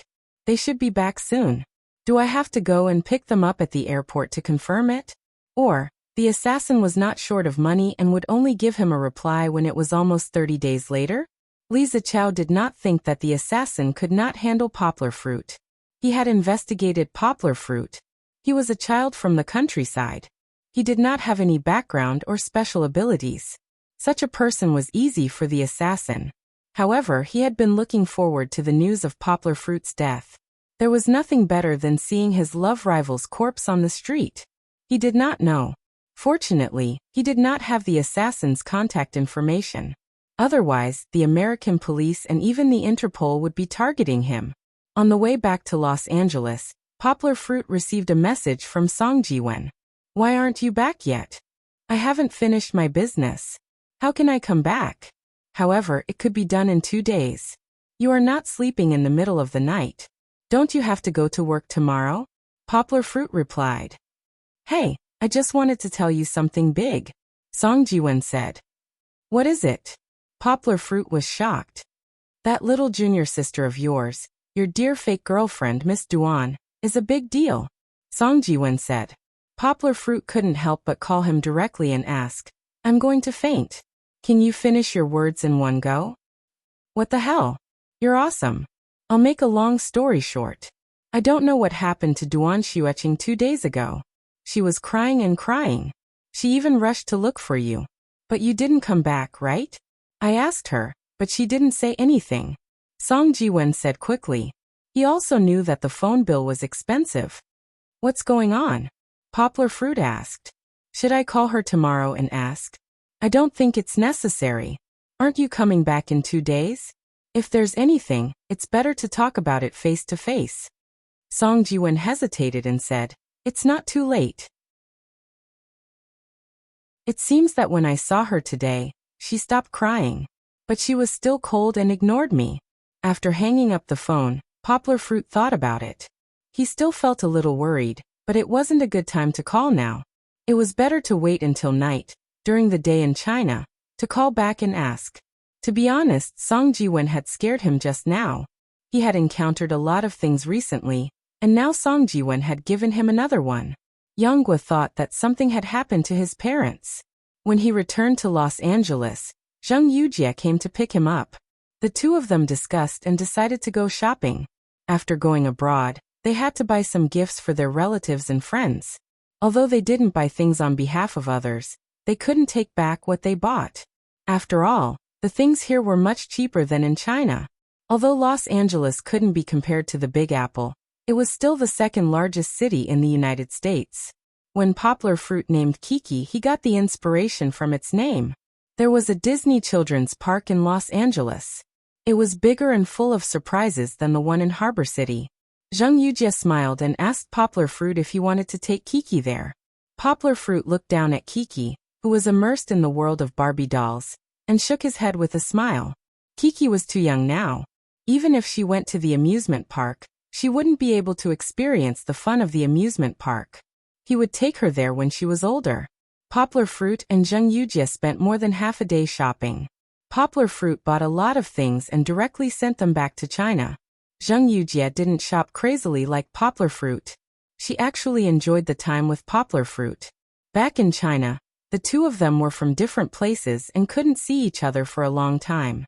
It would be even better if the good times could be a little better. Of course, the good times weren't those strange things that everyone wanted to see. Before they returned to the hotel, Zheng Yujie received a call from young Martel. It was a call from Martel himself. He agreed. Zheng Yujie cheered excitedly at Poplar Fruit before she put down the phone. After waiting for 4 or 5 days, she finally got the good news. This was the first time she had completed a difficult task alone, without the support of other seniors in the publishing house. Zheng Yujie was as happy as a 15-year-old girl. She rushed towards Poplar Fruit and jumped onto Poplar Fruit's body. Poplar Fruit used one hand to protect Kiki and the other to catch Zheng Yujie, supporting her fleshy butt. Zheng Yujie hung onto Poplar Fruit and gave Poplar Fruit a kiss. "Okay, can you tell me what the situation is?" Poplar Fruit said with a smile. "Yang. Martel said that your translation was very good. He decided to give the book to us. We'll sign the contract tomorrow," Zheng Yujie said quickly.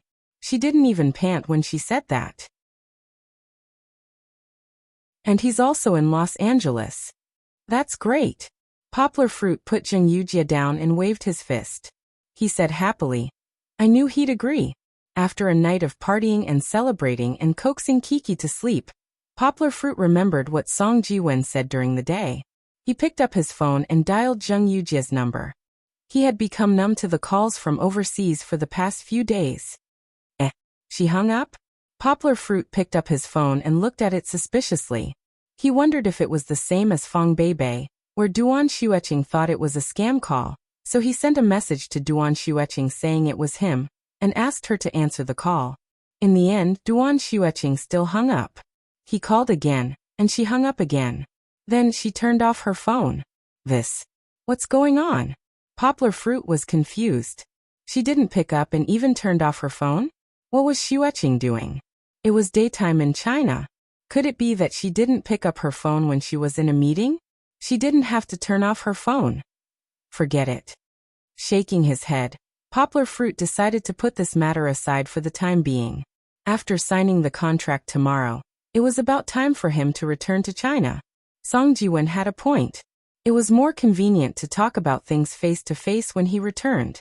But what happened to Duan Xueqing that made her in such a bad mood? Birthday, I'm 1 year older. Is Xiao Han leading the way in his journey towards 30? Haha, everyone must be happy.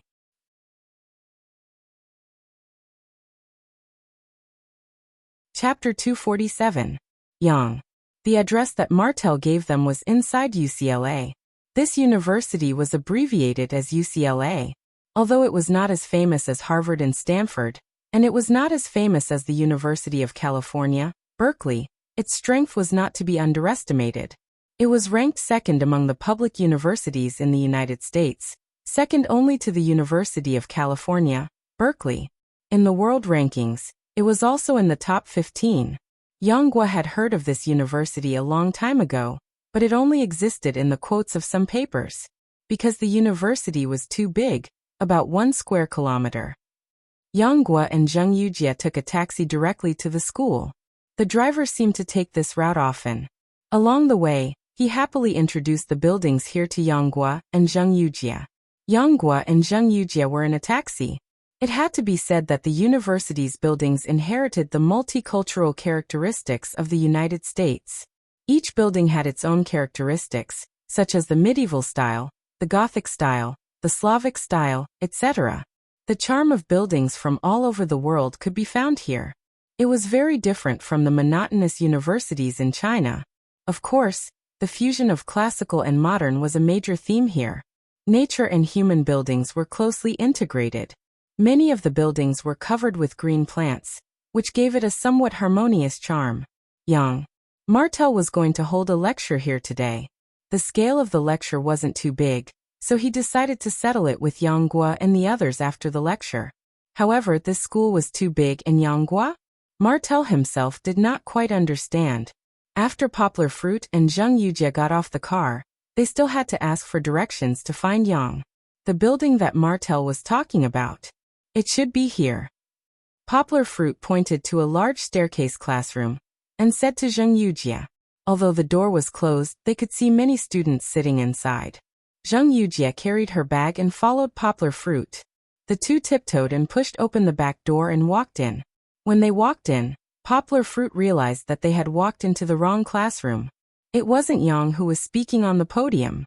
It wasn't Martel, but a white-haired old professor. He was immersed in his lecture, and didn't notice that two uninvited guests had barged in. There was a camera mounted on the stairs behind them, and a young man in a hat was operating it. When he heard the noise, he raised his head and looked at Poplar Fruit and Poplar Fruit strangely. He noticed Kiki in Poplar Fruit's arms, and then made a shushing gesture at them. Poplar Fruit was embarrassed. He quickly pulled Zheng Yujie back along the way and closed the door. He seemed to have heard some psychological terms. Probably this old professor was talking about psychology. After coming out, Poplar Fruit helplessly looked at Zheng Yujie, who was laughing. He pushed her and said, "Okay, I know I made a fool of myself. Do you have to be so exaggerated?" He thought of the young man who made the gesture to him, and asked Zheng Yujie in confusion, "What's going on? There was a camera there. Could it be that this school is broadcasting the class live?" "You don't understand," Zheng Yujie said with a little pride. "They are having a public class." Under Zheng Yujie's introduction, Poplar Fruit understood that this was a new thing that gradually rose in the country after he graduated. Public classes, to put it bluntly, were some famous schools recording some of their lectures into videos, and then putting them on the internet for everyone to watch and download. In fact, there were already schools doing this a few years ago. The more famous one was Yale University's Game Theory.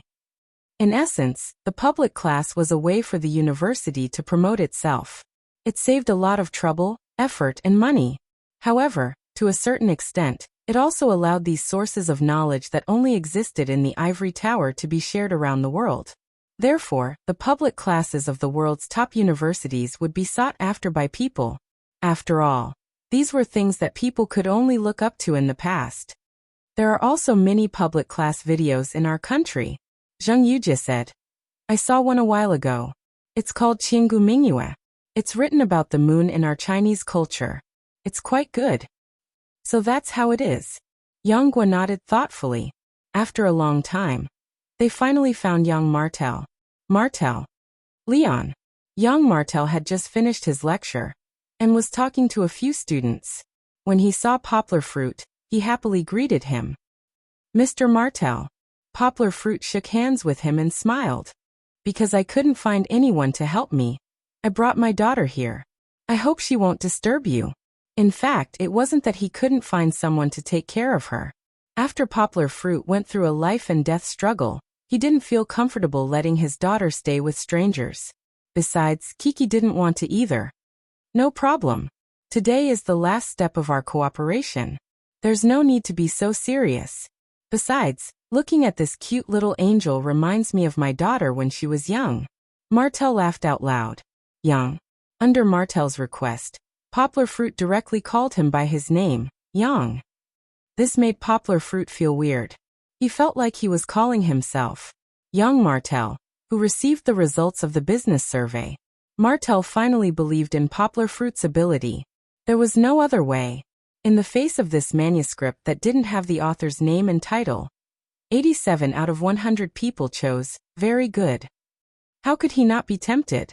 In fact, Yang Martel was extra careful.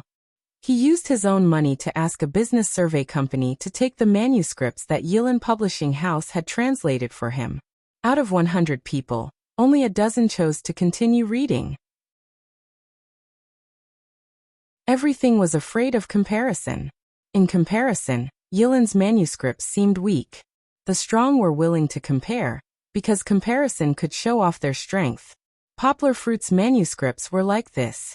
They became extra precious. As for the new contract, Yang Martel didn't have any objections, because it was better than what Yilin Publishing House had given him before. He paid more attention to this opportunity to cooperate with Poplar Fruit. After signing the contract, Yang Martel held Poplar Fruit's hand tightly and said seriously, "Leon, what you said to me last time is very reasonable. My book shouldn't be popular because of other people's movies. I also hope that my readers can truly recognize this book that I've poured my heart and soul into. and not because of a movie with the same name. And you also said that your translation can give my book a new lease of life in the Chinese mainland. I hope you can really do this. Martel stared into Poplar Fruit's eyes, looking very serious. Poplar Fruit patted his shoulder, smiled and said to him confidently, "Please rest assured I won't let you down." Walking out of the building, Poplar Fruit and Zheng Yujie, who was holding the contract tightly, looked at each other and smiled. They had conquered another fortress. Of course, this was only the beginning of the battle. This chapter is actually a foreshadowing, hee.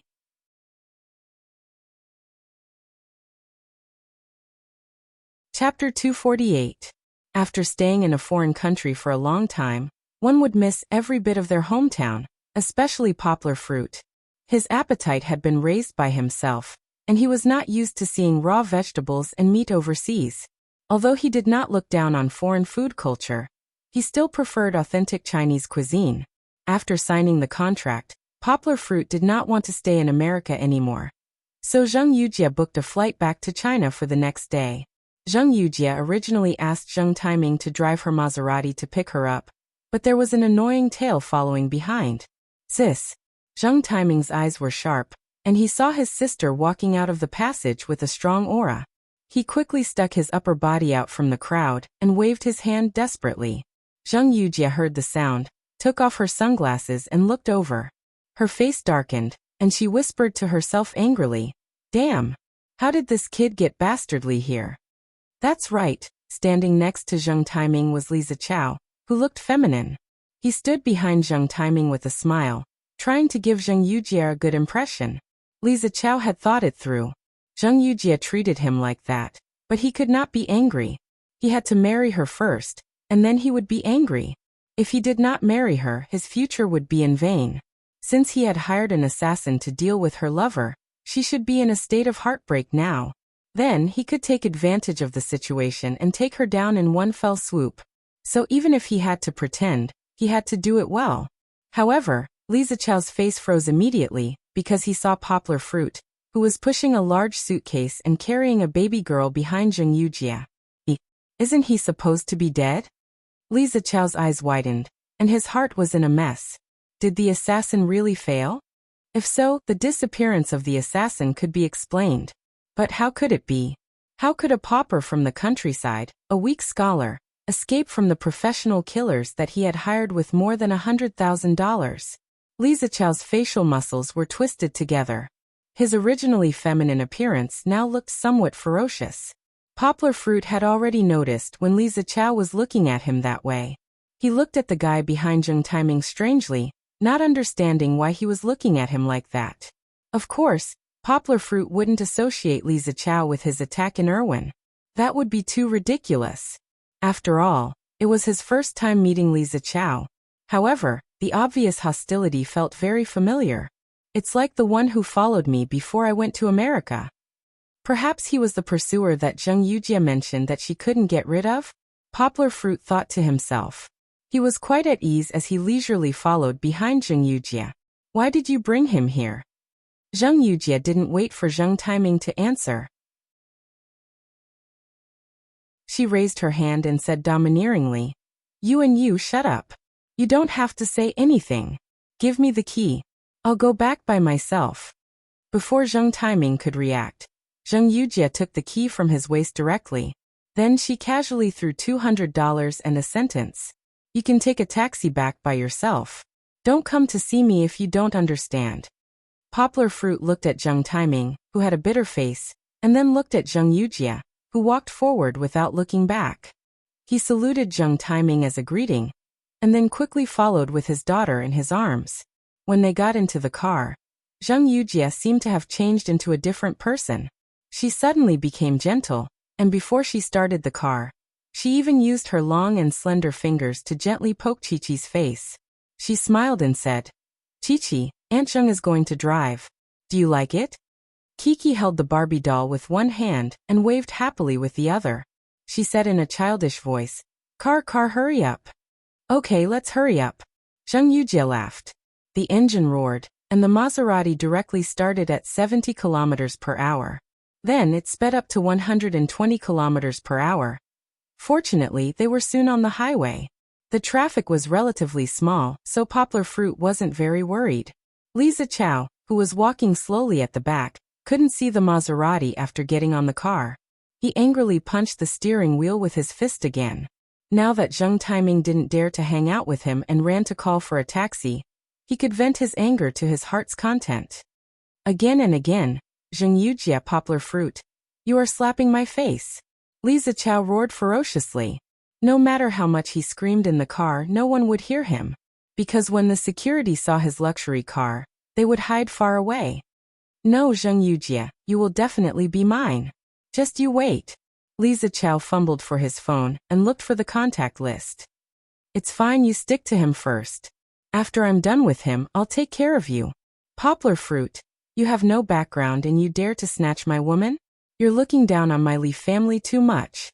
Lisa Chow looked at the phone number on the screen and sneered. If I do a thorough investigation of you, do you think I can't take care of an ant like you?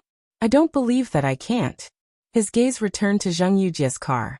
Poplar Fruit did not directly take the plane back from Beijing's airport, because it would be evening by the time he reached Beijing. If he took the plane again, he estimated that he would only reach Guangzhou in the middle of the night. Thus, he might as well spend the night in Beijing. Zheng Yujia drove the car and smiled at Poplar Fruit. Oh right, little Poplar Fruit, when is it convenient for you? I'll come over to Guangzhou to look for you. Poplar Fruit turned his head to look at her in puzzlement. You told me about it when we were in Big Apple. Zheng Yujia glanced at him from the corner of her eyes and smiled. Tell me when I'll go over. You can take me to the fun places in Guangdong province. I remember all of them. Oh. Poplar Fruit suddenly understood and said, okay, I'll bring you there whenever you come over. It's convenient for me. Poplar Fruit suddenly remembered the matter with Duan Xueqing. He scratched his head and changed his words. But let's not do it this month. It's a little inconvenient. I've been running around outside for a few days. I'll go back and rest first. Kiki also needs to recuperate. Actually, that wasn't the reason at all. He just remembered that Duan Xueqing lived downstairs. If he didn't solve her unknown problem and Zheng Yujia went over, the two of them would be like Mars meeting Earth. Just thinking about it gave him a headache. If Zheng Yujia wanted to come over, Poplar Fruit would gladly agree. But the premise was that he had to solve the problem with Duan Xueqing. It's not convenient. You don't have any sincerity. Zheng Yujia curled her lips and said, Poplar Fruit was even more embarrassed. He didn't know what to say. Okay. Seeing that Poplar Fruit was in a difficult position, Zheng Yujia's heart softened. She said, I'm just saying. I don't have to go back with you now. Let's talk about it when I'm on vacation.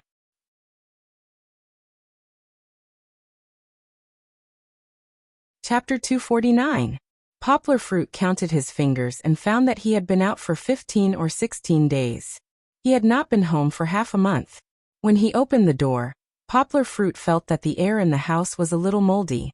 So the first thing Poplar Fruit did when he got home was to open all the doors and windows of the house to ventilate it. Papa! Kiki kicked her legs, pushed the baby walker and ran happily to Poplar Fruit's side. The baby walker slammed into the sofa. Ouch, I hit it, hee. Kiki laughed foolishly. Get out of the way. Poplar Fruit coaxed and pushed Kiki and the baby walker away with one foot. Papa is going to mop the floor. He bent down and carefully wiped Kiki's position and the edge of the sofa with the mop. Kiki did not give up. She pushed the baby walker around Poplar Fruit and asked, Papa, where is Gold? Like a spinning top, she swayed in front of Poplar Fruit from time to time. This little girl even held her Barbie doll in the baby walker. Gold is with Sister Bebe. We will ask her to get it back later. Poplar Fruit said with a smile and continued to work. Where's Bebe? Chi-Chi asked incessantly, and there were already signs of 100,000 whys in her mind. Bebe is at school. Wait a minute. When Papa is done, I will call her and ask her to talk to you, okay? Poplar Fruit said patiently. Okay. Kiki got what she wanted. She did not continue to pester her father. Instead, she sat in the baby walker and played with her Barbie doll. She whispered to herself, Gold Bebe Bebe Gold hee. This girl. Poplar Fruit shook his head and continued to work. After the house was refurbished, Poplar Fruit called Fong Beibei and told her that he was back and that he would go to school to find her in 2 days. Kiki, on the other hand, was talking to Fong Beibei on the phone. No one knew what they were talking about, but they seemed to be engrossed in the conversation. After calling Fong Beibei, Poplar Fruit called his relatives and friends one by one to announce his return. Everyone had different reactions. His mother was more concerned about when he would return to his hometown. It was almost the middle of April, so he should be back by now. Poplar Fruit scratched his head and promised her that he would return as soon as possible. He had just returned to Yangcheng, so there must be many things that he had to deal with. Song Jiwen only knew how to eat. Over the phone he kept pestering Poplar Fruit to ask if he had brought anything delicious back for him. Poplar Fruit rolled his eyes and said, "Didn't I send everything back for you to keep? Don't you know if there's anything to eat at home?" Duan Xueqing still did not pick up his calls, and Poplar Fruit did not know what was wrong with her. He decided to ask her directly when she came back from work. Yao Dehua was a busy man, so he hurriedly said a few words to Poplar Fruit about the meeting next Monday. Poplar Fruit agreed. Since he had accepted the position given by Yao Dehua and taken his shares, he had to help him. Wenjua's phone could not be reached, so he asked his sister-in-law. It turned out that he was out on a mission, so Poplar Fruit arranged a time to visit him. He did not have any relationship with Wenjua, but he had brought some gaming peripherals from the US. He wanted to give some to his nephew, and he knew that he would definitely like it. She didn't need to list the others. Anyway, after a lot of calls, it was already lunchtime. Her stomach was rumbling with hunger, and her mouth was dry. Yanghua quickly made herself a bowl of noodles. Because there was no meat or vegetables in the fridge, she could only eat vegetarian noodles. In the evening, Song Jiwen returned home. Poplar Fruit was busy preparing dinner in the kitchen. When Song Jiwen opened the kitchen door, the smell of garlic and oil wafted out. Delicious food. Song Jiwen was drooling. He did not wash his hands and directly threw a piece of pork intestine into his mouth. Delicious. It's really delicious. Don't make trouble here. Get out. The oil and fumes are going to enter the house. Poplar Fruit kicked him out and closed the door. Kiki sat in the baby walker and giggled when she saw Song Jiwen being kicked out. Heartless. What a waste of uncle's love for you. Song Jiwen mumbled and gestured at Kiki. Then he went to the bathroom to wash his greasy paws. After coming out, Song Jiwen squatted beside Kiki and teased her. Kiki, you were in the US for so long. Did you miss Uncle Mosquito? I didn't. After Chi-Chi said this, she turned her head and wanted to run away. However, Song Jiwen held onto the baby walker and pulled her back. She kicked her legs wildly, but they wouldn't budge, so she started to whine and act coquettishly. I didn't miss Uncle Mosquito. Uncle Mosquito is so sad. Song Jiwen insisted on acting. He covered his left chest and pretended to fall. One of his eyes was still squinting to see Kiki's reaction. He was destined to be disappointed. Kiki blinked her eyes, her long eyelashes blinking. She looked at him without saying anything. He did not know if it was an expression of speechlessness. Damn little Kiki, you are so uncooperative. Song Jiwen said gloomily. Don't swear in front of my daughter. Poplar Fruit had sharp ears and shouted in the kitchen. You can hear that? Song Jiwen was even more depressed. They were separated by a glass door. The sound of the fire, the kitchen hood, and the clashing of pots and spatulas were all so loud. How could he still hear him? Song Jiwen saw a Barbie doll on Kiki's baby walker. What is this? Did Poplar Fruit buy it for you in the United States? After saying that, he reached out to take it. Kiki treasured this Barbie doll so much that she did not even give it to her biological father, Poplar Fruit. How could she let Song Jiwen touch it? She reached out like lightning and took the Barbie doll back into her arms. Then she twisted her waist to protect it. She did not even let Song Jiwen see it. Let Uncle Mosquito see it? Just take a look. Song Jiwen coaxed. He had not seen clearly what the doll looked like. No. Kiki stammered. Show it, show it. After thinking for a long time, she finished the rest of her words. It's Kiki's. I know it's yours. Song Jiwen coaxed. I'll just take a look. I'll return it to you after I take a look. Kiki shook her head. She remembered that Song Jiwen, the guy with a bad conscience, had lied to her last time that she would let him take a look. In the end, he had peeled open Kiki's candy and eaten it. Although he had taken another one from the jar for Kiki, Kiki would forever remember his ugly face. Song Jiwen rolled his eyes and continued to coax her. How about this, Kiki, let me take a look. Later, I'll buy you 10 of these, and each of them will look different. How about that? He knew that Kiki was very smart and could understand what he meant. Kiki hesitated. It seemed very tempting to exchange one look for 10. She lowered her head to look at the Barbie doll in her arms, then looked at Song Jiwen's shy face. In the end, she shook her head resolutely. Haha, you lied to my daughter. You deserve it. Poplar Fruit, who had been standing behind them, laughed loudly. He knew the cause and effect of this. Everyone, use your votes to support the poor. Greater than over equal to.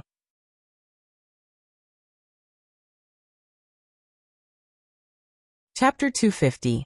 After knocking for a while, Duan Xueqing's door slowly opened.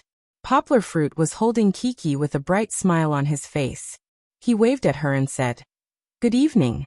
We're back." Duan Xueqing held onto the door frame and didn't speak. Half of her face was exposed. Under her cold expression, there was a trace of sadness. She always hid her emotions well, but Poplar Fruit still noticed it. What's wrong with you?" Poplar Fruit asked in confusion. "Why aren't you talking? You didn't pick up when I called you earlier? You won't let me in?" Duan Xueqing hesitated for a moment before opening the door.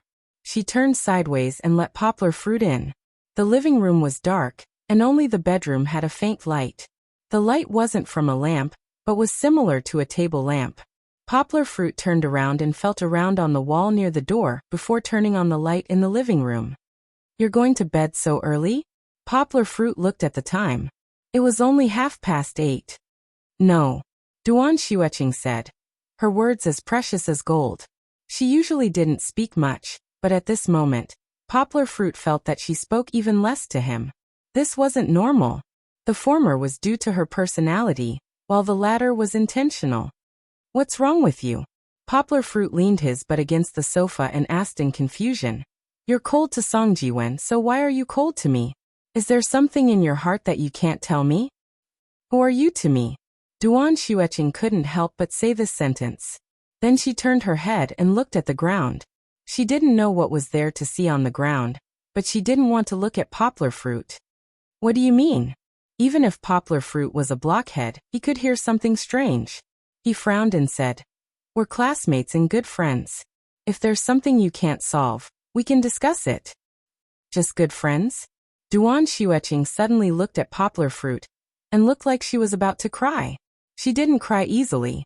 Poplar Fruit hadn't seen Duan Xueqing cry in the past few years. Seeing her like this, he panicked.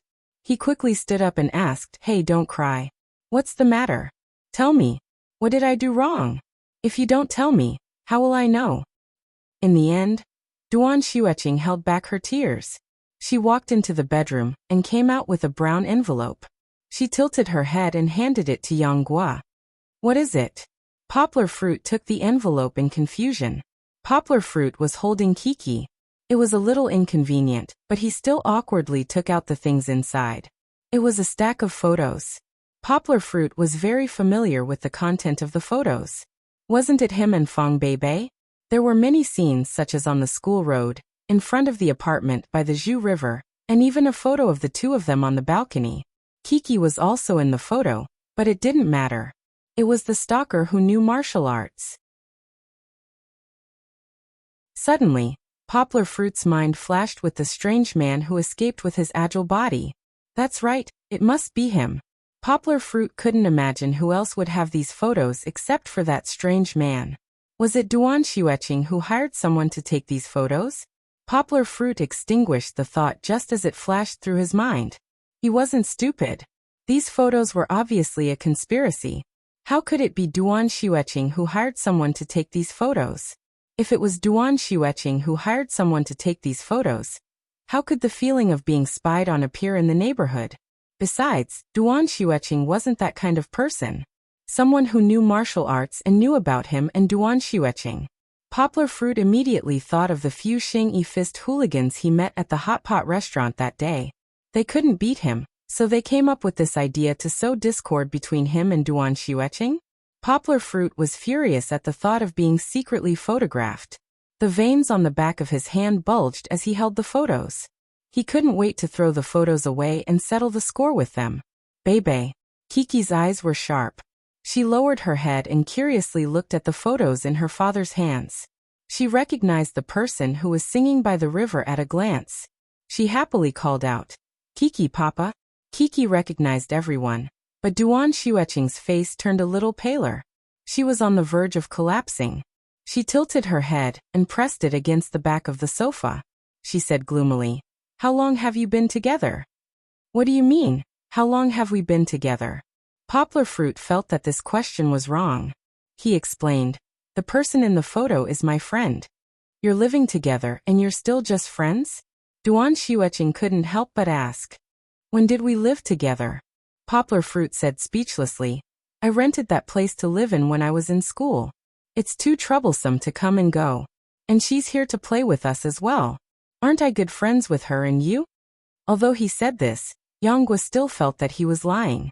His feelings for Fang Bei should be deeper than that of a friend. However, they were just friends. Therefore, it wasn't wrong to say that they were friends, and it wasn't a lie. "You and I are just good friends." Duan Xueqing felt like crying. Her eyes were filled with tears. How familiar was this dialogue? Weren't all the melodramatic TV dramas like this? No matter how slow Poplar Fruit was, he finally understood the crux of the problem. The girl in front of him, just like Song Jiwen said, had feelings for him. Moreover, it wasn't just feelings. After the incident where she pretended to be his girlfriend in front of his mother, she had already misunderstood his thoughts. Poplar Fruit had a good memory. His mind quickly flashed back to Duan Xueqing's behavior before he went abroad. If that was the case, then Duan Xueqing's unhappiness when she heard that he was going abroad with Zheng Yujie made sense. Although his EQ wasn't high, Poplar Fruit still decided to clarify this relationship with Duan Xueqing. He said, "Xueqing, don't you know? I've always treated you as my good friend." When he said this, he wanted to slap himself. It was too melodramatic. Wasn't this the "I've always treated you as my sister" melodramatic plot that he had always hated? No, what I meant was. Poplar Fruit saw Duan Xueqing's expression quickly turn gloomy. He also knew that he was being too blunt. He quickly explained, "What I meant was that we are really good friends now. I don't know if you've misunderstood." Why did it feel like the more he explained, the worse it felt? Duan Xueqing stood up straight. She tilted her head and didn't want to look at him. She pushed Poplar Fruit out and said in a low voice, "Okay, you don't have to explain. I'm going to sleep." Bang! The door slammed shut, cutting off Poplar Fruit's thoughts of saying more. Poplar Fruit didn't know why he felt so frustrated. He hugged his daughter and couldn't let it out. At this moment, he realized that he had brought the stack of photos with him. Yes, the Guo family's Xingyi boxing dojo. Poplar Fruit gritted his teeth. He clenched his left hand into a fist and squeezed the photos until they made cracking sounds.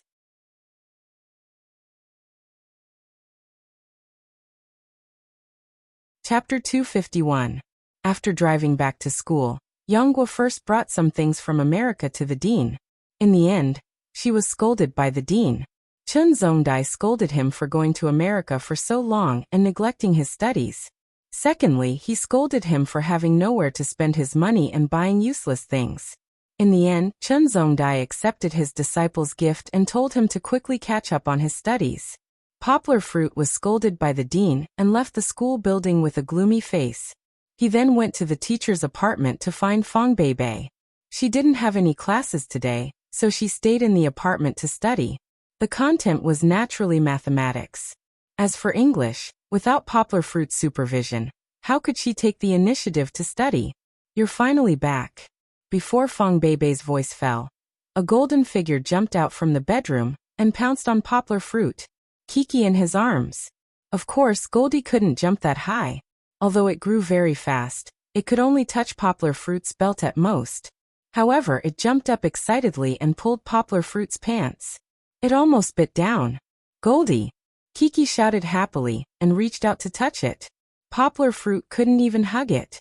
Poplar Fruit put Kiki on the floor. Fong Bei wiped it clean anyway, so the two little ones could play. Goldie was now a little bigger than Kiki. Kiki couldn't even hold it down. The girl and the dog rolled around on the floor and laughed nonstop. Poplar Fruit quickly moved all the dangerous items on the chairs and stools next to them. "Didn't you say you would come back tomorrow?" Fong Bei asked. Poplar Fruit said with a smile. "I had something to do, so I came over first. If you didn't come back, the girls in my dormitory would have taken Jinzi for themselves, hee. Fong Bei told Poplar Fruit about the time she brought Jinzi back to her dormitory. As a result, Goldie, this cute pet, became the apple of everyone's eye in the dormitory next door, and the dormitory next door. More than a dozen girls surrounded Goldie, and the food they ate piled up into a small mountain. Goldie was almost stuffed to death. "Guess what I brought you?" After saying this, Poplar Fruit turned around and found that Fong Bei had already opened the bag he had brought. "Do you still need to guess?" Fong Bei said as she took it out. "I found it by myself. Clothes bags and some food." Fong Bei looked at the bag with two inverted arcs and was shocked. "Chanel? Why did you buy this for me? Don't you know that this is very expensive? You don't like it." Poplar Fruit opened his mouth and said while scratching his head, "I saw that your bag is a bit old." He did not have the habit of buying branded items, but he did have money now, so he did not think that a few $100s was expensive. "I know how to bring a bag, but there's no need to buy such an expensive one." Fong Bei frowned and said with a look of disdain, "A few $1,000s, what can't I do? A bag that costs a few $100s can't be that bad. Money can be used to do good deeds."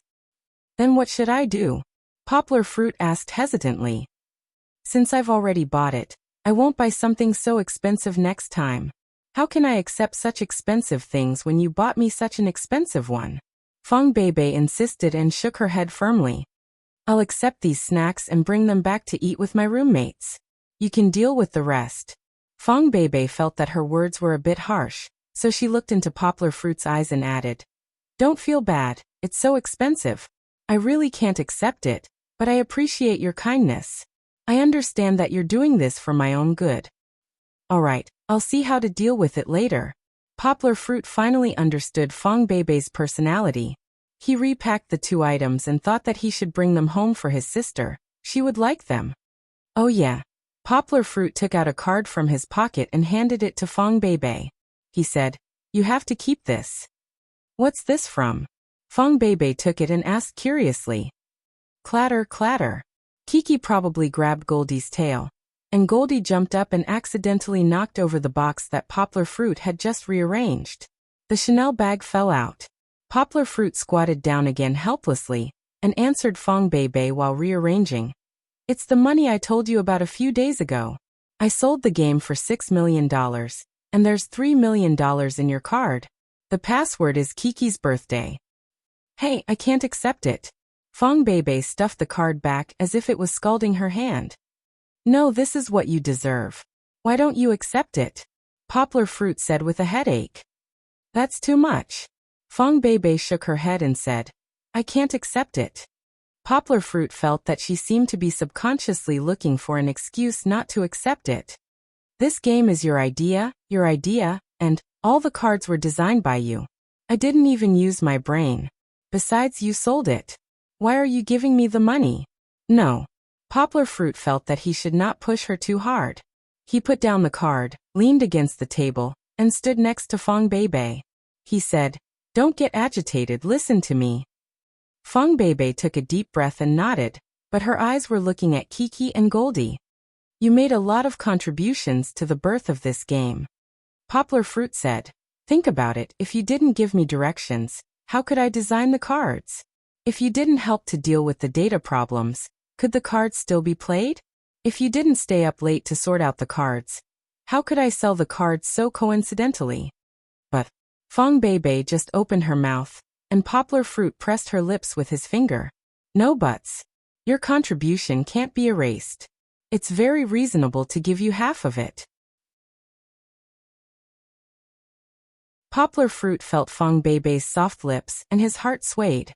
Since he broke up with Lu Yunran, he had not touched a woman's lips. But when he saw Fong Beibei's eyes staring at him, he had to take back his finger embarrassedly. It's a little more money, but you can take it. It's $3 million. Didn't you say that money can be used to do good things? With so much money, you can do as many good things as you want. Poplar Fruit said with a smile.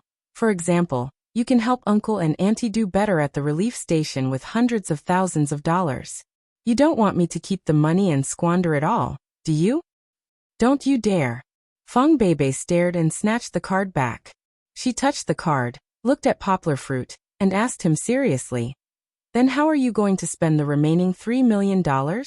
You won't squander it to cheat the little girl, will you? Poplar Fruit was dumbfounded. It was not easy to persuade Fong Beibei to take the money, but she began to plot against him. There is actually a loophole here. Xiaohan didn't deduct the income tax when he was lazy. You can just ignore it.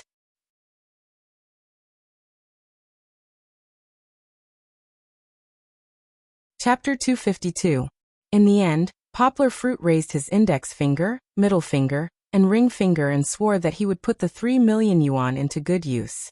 Only then did Fong Beibei let him go. You're leaving? Fong Beibei saw Poplar Fruit coming out of the bathroom. She picked up her car keys, wallet, and other belongings from the table and asked, You just came back. Aren't you going to teach me today? They didn't realize that they talked to each other as casually as if they were a family. However, Fong Beibei's words revealed a hint of reluctance. Of course, she didn't know whether she was reluctant to part with Jinzi or Kiki. Poplar Fruit, she hadn't thought about that yet. No, I have something to do. I'll be back later. Poplar Fruit took out his sneakers from the shoe cabinet and said while putting them on, Kiki and Jinzi will stay here. Can you take care of them for a while? Okay, don't worry. Fong Beibei picked up Kiki, who was lying on the ground like a human rag, and wiped her face with her hands. Poplar Fruit came to Fong Beibei in advance today mainly because he wanted her to take care of Kiki, so that he could go to Guo family's Xingyi boxing club to denounce them. Initially, Yang Guo thought that they would not cause trouble, so she had let Fu Lei and the rest off. But they kept coming to offend her. If they did not succeed the first time, they would come again. If they did not succeed, they would come again. They were as annoying as flies. It wasn't just Poplar Fruit's problem. They had interfered with the lives of Fong Beibei, Duan Xueqing, and even his daughter. Poplar Fruit was furious when he came out of Duan Xueqing's room last night. Today he was going to solve this problem once and for all. The huge Land Rover stopped at the gate of Guo family's Xingyi boxing club. He accidentally saw the location of the car when he first bought it, so he was familiar with it today. Poplar Fruit opened the door and got out. A security guard came up to him and said, Hey, you can't park here. Move away quickly.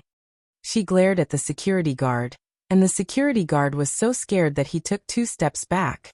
Firstly, Yang Guo's car looked very expensive, and he couldn't afford to offend her. Secondly, Yang Guo's eyes were a little red. This was a sign that Poplar Fruit was about to explode in anger. However, he clenched his fists and loosened them, turned back to the car, and drove. In the end, his heart softened. After all, the security guard was also a part-time worker and had never offended him. There was no need to ruin someone's livelihood over a small matter. Poplar Fruit came from the countryside, so he knew that it wasn't easy for people at the bottom of society to live. He pushed open the door and stepped into Guo family's Xingyi boxing club. A girl at the front desk came up to him and said, Sir, are you here to learn martial arts? The girl at the front desk was wearing a plain blue striped martial arts uniform. Her hair was tied into 2 buns and she looked very cute. However, Poplar Fruit didn't pay attention to her. He waved his hand and walked straight ahead. In front of him was a martial arts practice field the size of 2 basketball courts. The ground was covered with a layer of foam cushions. 20 or so young people in their teens and 20s were under the lead of a person. They were demonstrating fist and palm moves. Step forward, bursting fist. Bang. Step back, bursting fist. Bang. Twisting step, cannon fist. Bang. It could be seen that this group of young people were all beginners. Their fists were weak and their bodies were crooked. However, their shouts were very loud, and they looked very orderly and imposing. The martial arts master who was leading them had some martial arts skills. His moves were on point, but he was old and his strength couldn't even be compared to Fu Lei. Poplar Fruit only looked at him for a moment, before continuing to walk forward. "Hey." The girl at the front desk hurriedly blocked Poplar Fruit's path and asked, "Sir, you can't go any further. If there's anything, can you tell me? We have to register first." This girl didn't sound like she was from Cantonese province. "Stop." The martial arts master saw the commotion and raised his hand to stop his students. He then walked over and asked, "What happened?" Nothing. The girl at the front desk quickly replied. "I'm looking for Fu Lei." Poplar Fruit looked at the martial arts master and said coldly.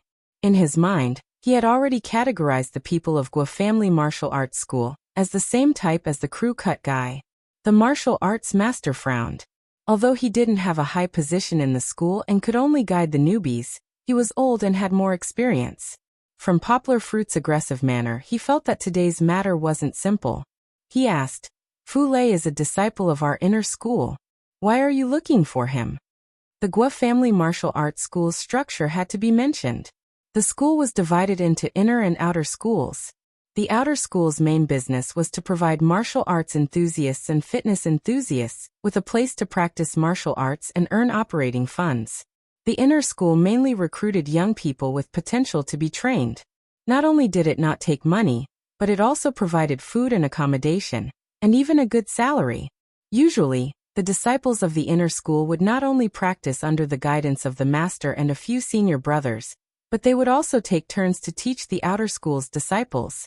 Their main purpose of practicing martial arts was to participate in various martial arts competitions, not underground fighting, and win honor for the school and themselves. This could be considered a way of survival for modern martial arts schools. However, Poplar Fruit didn't care about the inner or outer school. The person he was looking for was Fu Lei. He said, "It's a personal grudge. Can you tell me where he is?" "Young man, don't be so impulsive." The martial arts master persuaded him. "This is a martial arts school, not a place for you to take revenge." Poplar Fruit frowned. He didn't want to continue talking nonsense with him. He walked around him and walked forward. "Hey." Martial arts practitioners were always a little angry. Seeing Poplar Fruit being so stubborn, the martial arts master was furious. He reached out to grab Poplar Fruit's shoulder. Poplar Fruit felt it as soon as the martial arts master touched his shoulder. His reaction was very fast. The martial arts master saw Poplar Fruit's shoulder suddenly drop, and then his hand was twisted. Then a strong force pulled him. He lost his balance and fell forward. "Ah!" The girl at the front desk covered her mouth and let out a low cry. The 20 or so students who were watching the situation unfold were so shocked that their jaws dropped. Their teacher, who had been fighting fiercely just a moment ago, was knocked down by a thin and weak young man in one move. This was really too unexpected. "Ouch!" The martial arts master cried out in pain. Poplar Fruit didn't show any mercy. His chin hit the ground, and his teeth almost fell out. What happened? There were a few martial arts practice fields inside. The movement was too loud, and several martial arts masters heard it. They quickly ran over and helped the martial arts master who was groaning on the mat. "Ouch, it hurts. He's looking for trouble with senior brother Fu Lei." The martial arts master who was taken down by Poplar Fruit said in pain. "Everyone, use your votes to support the poor. Greater than over equal to."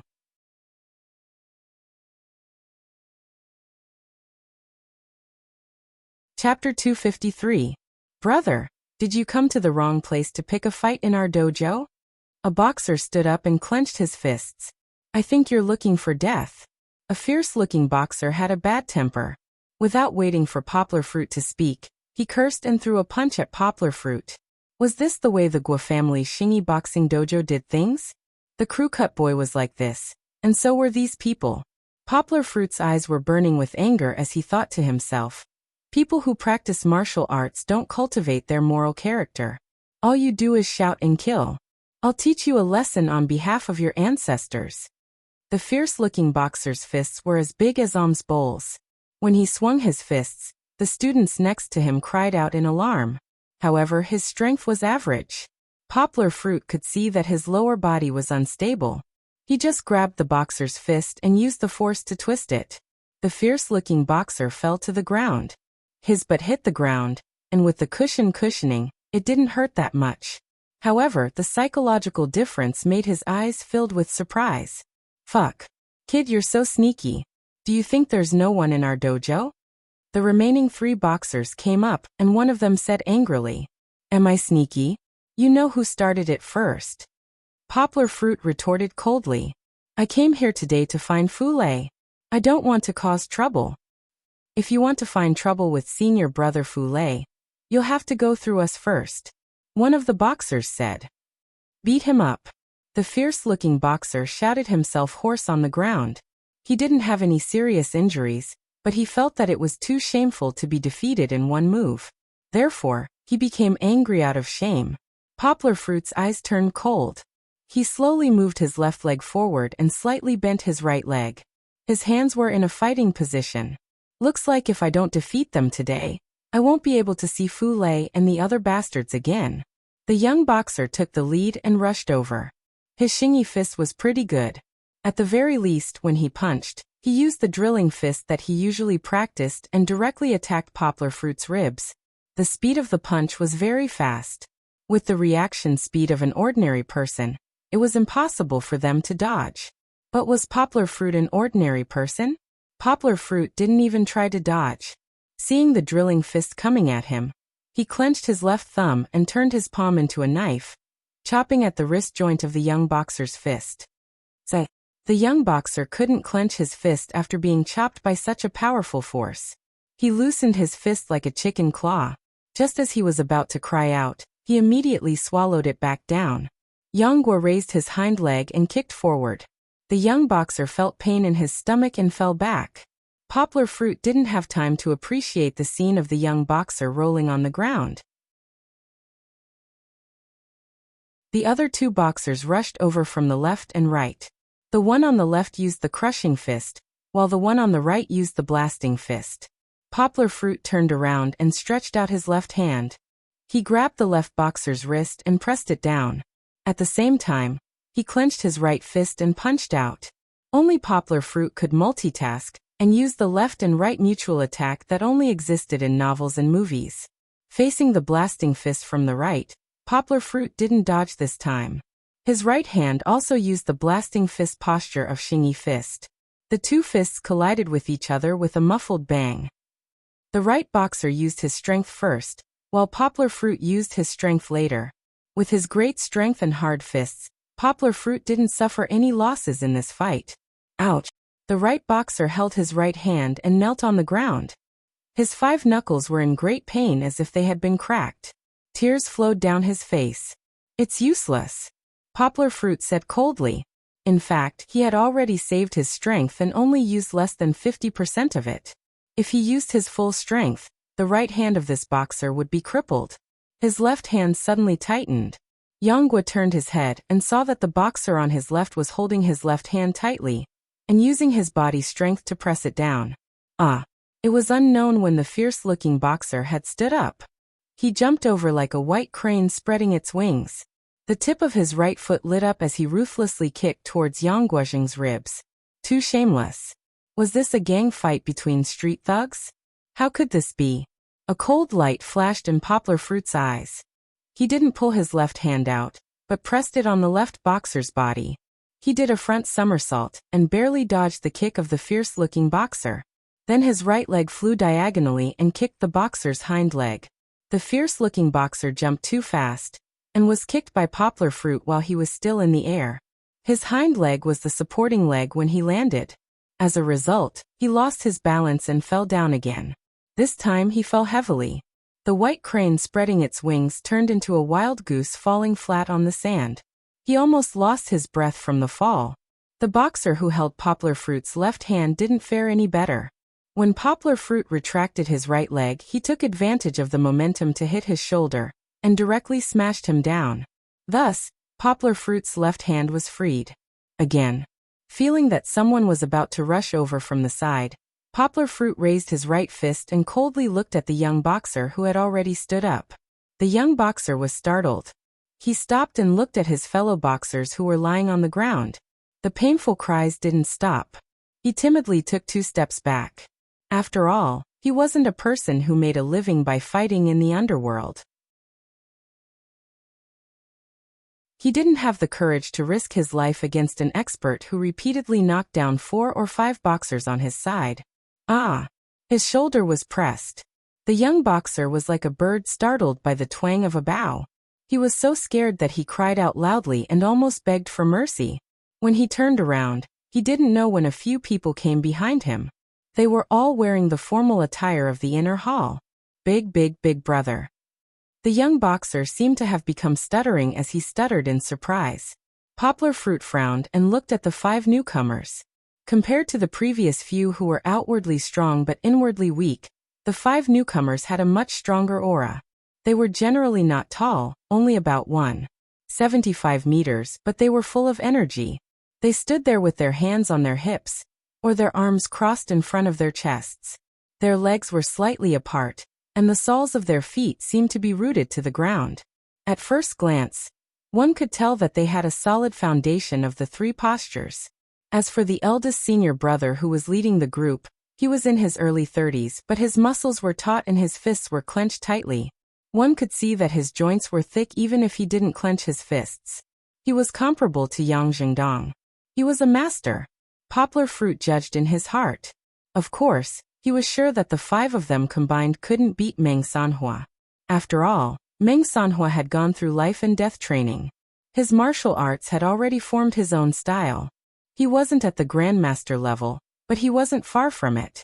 However, Poplar Fruit was still disappointed. Because among the 5 newcomers, he still didn't see Fu Lei's figure. He even looked around the entire martial arts hall. He didn't even see the shadows of the people who appeared at the hot pot restaurant that day.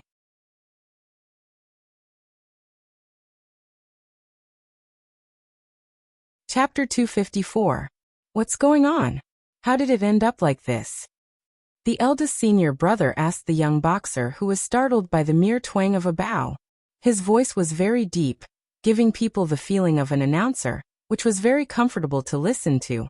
With a backer, the young boxer straightened his back, pointed at Poplar Fruit and said, "He came to make trouble, and we don't know how we provoked him. Eldest senior brother, you see we were all injured by him." "You're distorting the truth." Poplar Fruit angrily pointed at him and scolded.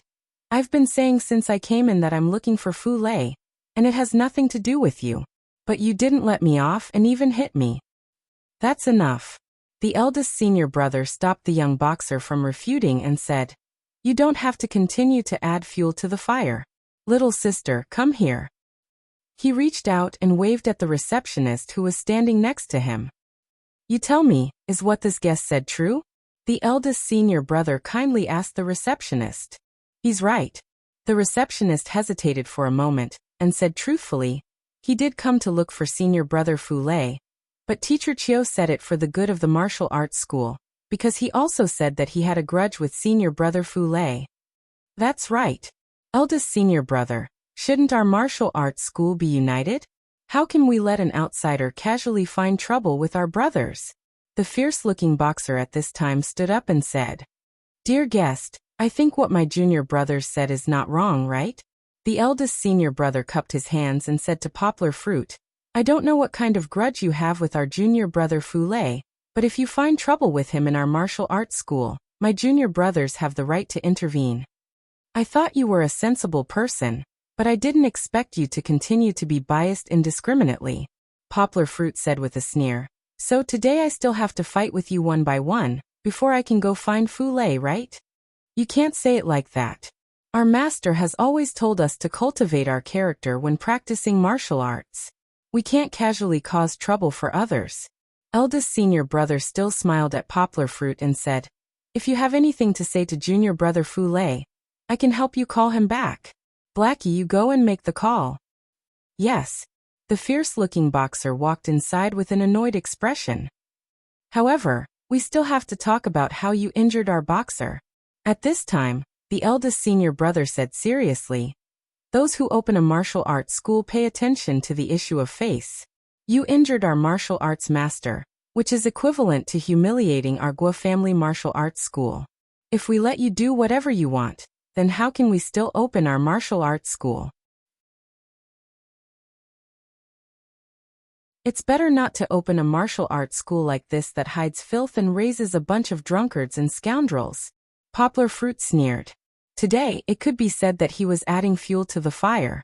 He was already annoyed by Fu Lei and the others, and now, he was repeatedly obstructed.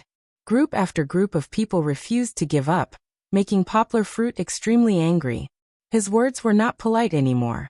You came to our martial arts school today to cause trouble, right? At this time, the eldest senior brother could no longer hold back his anger. He removed his smile and glared at Poplar Fruit. The 4 boxers behind him also glared and clenched their fists. If it weren't for the eldest senior brother, they would have already rushed up to teach Poplar Fruit a lesson. After saying so much, you still want to fight? Then what's the point of all this nonsense? At this time, Poplar Fruit made a Xingyi fist starting gesture, and coldly looked at the boxers from the Guo family martial arts school. Today he planned to use Xingyi fist to dampen their spirit. Eldest senior brother, you don't have to do it. I'll do it. One of the boxers strode forward, and said to the eldest senior brother, Liang Zitsong, don't use too much force. The eldest senior brother didn't force him and nodded. Even a clay figurine would have some anger. He tried to persuade Poplar Fruit for a while. Seeing that Poplar Fruit was still as arrogant as before, he also wanted to teach Poplar Fruit a lesson. However, his temperament was more upright. When he let the inner martial arts school's best boxers attack, he still couldn't help but remind Poplar Fruit. Liang Zitsong nodded and stood still. Then, he followed up with an azure dragon out at sea and a collapsing punch. Xingyi fist was different from Tai Chi. Most of its fighting styles were short and direct. It was mostly used to kill enemies in the military. There was no such thing as waiting for the enemy to attack. Therefore, Poplar Fruit was used to waiting for the opponent to attack. The more orthodox Liang Zitsong directly attacked. Poplar Fruit wasn't afraid. He stepped forward and used a horizontal punch to parry Liang Zitsong's collapsing punch. Then he returned an even more powerful punch. Liang Zitsong had some martial arts. He turned around and dodged. Then he raised his drilling punch and punched towards Poplar Fruit's ribs. Taking a step back, Poplar Fruit slightly dodged Liang Zitsong's punch. Then he threw a collapsing punch back. The speed of his punch was even faster. Liang Zitsong only had time to raise his arm to block it. Liang Zitsong shook his arm as he retreated. His entire arm was numb from Poplar Fruit's punch. Poplar Fruit didn't follow up with another attack. Instead, he stood still and looked at him. Actually, if he used the Tai Chi that Poplar Fruit was most familiar with, Liang Zitsong would have been defeated long ago. He wouldn't have had the chance to exchange punches. However, Poplar Fruit wanted to use Xingyi fist. Moreover, he held back his strength. That was why they were entangled for a few rounds. The pain in Liang Zitsong's arm lessened a little. After all, he was often beaten when he practiced martial arts or fought in competitions. He rested for a few breaths and pounced forward again. Chop fist. Poplar Fruit pressed down on Liang Zitsong's fist. His right fist turned into a palm and slapped along Liang Zitsong's arm to his chest. Poplar Fruit didn't use any strength at all because the chest was connected to the heart and lungs. If he used any strength, Liang Zitsong would probably vomit blood. Poplar Fruit decided to let him go for the sake of the eldest senior brother's warning of don't use too much strength. However, Liang Zitsong took 2 steps back and looked at his chest. He didn't stop. He felt that he had been beaten back by Poplar Fruit so many times today. He was a little embarrassed. He shouted and rushed forward again. The eldest senior brother was tactful. He saw some clues and was about to shout for him to stop. However, he was still a step too late. Poplar Fruit scolded in his heart. You really don't want face when I'm giving you face. He originally wanted to stop, but the other party didn't let him go. He became angry. Poplar Fruit didn't retreat. Instead, he stepped forward and used his strength to block Liang Zitsong's fist. He raised his palm and hit the back of Liang Zizong's arm. Liang Zizong didn't react because Poplar Fruit was too fast. Liang Zizong bent his arm and Poplar Fruit leaned forward. He bent his leg and twisted his body to elbow Liang Zizong. Although he held back his strength, the elbow still hit Liang Zizong's stomach. Liang Zizong directly knelt down and almost vomited last night's meal. A few of the younger martial artists quickly ran forward and helped Liang Zizong up. Although he got up, he still looked like he was in pain. In fact, not to mention Liang Zizong, anyone who was hit in the stomach by an elbow would also be unable to take it. Liang Zizong had only gone up for a few minutes before he lost again. The Guo family martial arts dojo people looked at each other. Finally, their eyes fell on the eldest senior brother, who was the best in martial arts. Everyone, use your votes to support the poor. Greater than over equal to.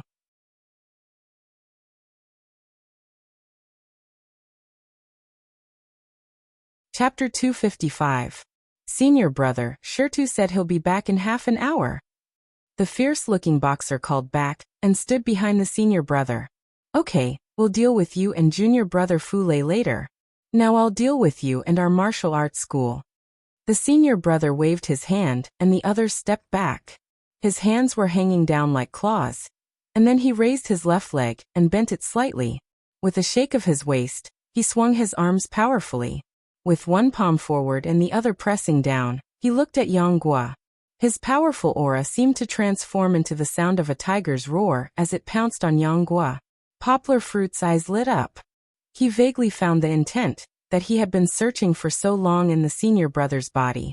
At this moment, he also assumed the Xingyi fist starting position and began to exchange blows with each other. I don't know who you learned Xingyi fist from, but your moves are very standard. It's a pity that you can't reach the next level, the senior brother said in a deep voice. The other juniors of the Xingyi martial school looked at their eldest senior brother with admiration. Their hearts were filled with envy. In the entire school, only their master and their eldest senior brother had reached the realm of intent. They had already received so many awards that their hands went soft. Even if they worked hard, they still couldn't find the door. Today they were able to observe the senior brother's kung fu at a close distance. It was a good opportunity to learn. Whether it's enough or not, we'll only know after we fight. Poplar Fruit smiled. Regardless of whether he could deal with Fule and the others today, it was worth it to see a master. Take this. Eldest senior brother warned and rushed forward. Xingyi Fist's moves were mostly evolved by imitating the movements of animals pouncing on food or defending themselves. The moves were varied and the combinations were even more unpredictable. The senior brother stepped forward and his fists were like a green dragon or a snake. He moved from left to right and went straight for Poplar Fruit's neck. His aura changed as well. It changed from the majestic might of a tiger to the unfathomable hiss of a snake. Poplar Fruit's eyes were so sharp that he could see through his opponent's intentions. However, this was the first time they had exchanged blows, so he did not dare to take it head-on. Instead, he twisted his body and punched his opponent's forearm. This punch of his actually missed. Seeing Poplar Fruit's body move, eldest senior brother immediately changed his move. His right arm pressed down, and his left hand turned into a palm, chopping towards Poplar Fruit's ear. Due to the fact that this palm strike was hurried, the strength behind it wasn't great. However, due to the inertia of the body, if it were to hit, even if the other party didn't feel dizzy, the other party would still feel dizzy for a moment. Poplar Fruit raised his leg and lightly tapped the ground. Like a swallow, he turned around and dodged the attack. After standing still, eldest senior brother did not chase after him. He also steadied himself and sized up Poplar Fruit again. Poplar Fruit took 2 steps back and carefully observed his opponent. It seemed that there was a mistake in his judgment. Both of them had the same thought, especially Yang Guo. At first, he thought that the eldest senior brother was at Yang Zhengdong's level, but this judgment was wrong. He didn't know if the eldest senior brother's reaction speed had been trained in will, but it was faster than he thought. If he only used Xingyi Fist, it would be difficult to deal with him. Poplar Fruit thought to himself. However, he was not a person who would back down easily. The harder the opponent was to deal with, the more enthusiasm he would have to compete. Poplar Fruit rarely took the initiative to attack today. He did not hold back. Every punch he threw out was 70 to 80% of his strength. Under the speed of his punches, there was even a faint sound of thunder breaking through the air. Collapsing fist, horizontal fist, chopping fist, and collapsing fist again. Eldest senior brother's face was calm as he steadily parried. He did not show any weakness and continuously threw out hundreds of moves. Black dragon stirring pillar, step forward cross fist, fierce tiger pouncing on its prey, step forward drilling fist, step forward crushing fist, and turn around chopping fist. In fact, Poplar Fruit was much weaker when it came to Xingyi fist. Sometimes, he would constantly retreat to block, and then rely on his inhuman reaction speed to find an opening to counterattack. Later on, Poplar Fruit simply stopped blocking and took a punch. He felt that there was no problem, so he exchanged one punch for another. He would not let his opponent take advantage of him. This time, the two's punches really hit the flesh. In the empty space of the dojo, the sound of punching sandbags could be heard. And this time, they were hitting the body. Hearing this, the girl at the front desk could not help but cry out in pain for them. Although Poplar Fruit was thin and weak, his muscles were actually very strong. With the internal strength circulating in his body, he would be fine even if he took a few more punches. After all, eldest senior brother's body was still that of an ordinary person. Under the bombardment of Poplar Fruit's heavy punches, he only felt a slight pain in his muscles at first, but then it became numb for a while. That was a good fight. After temporarily separating, Poplar Fruit excitedly patted his chest. Except for Meng Sanhua, he had never found an opponent who could fight with him like this. Again. As soon as he finished speaking, he went up to eldest senior brother again. Come on, eldest senior brother. Several pugilists from the martial arts club cheered for their eldest senior brother, and the students of the martial arts club gradually gathered around, mesmerized. The charm of martial arts was not only to cultivate one's body and mind.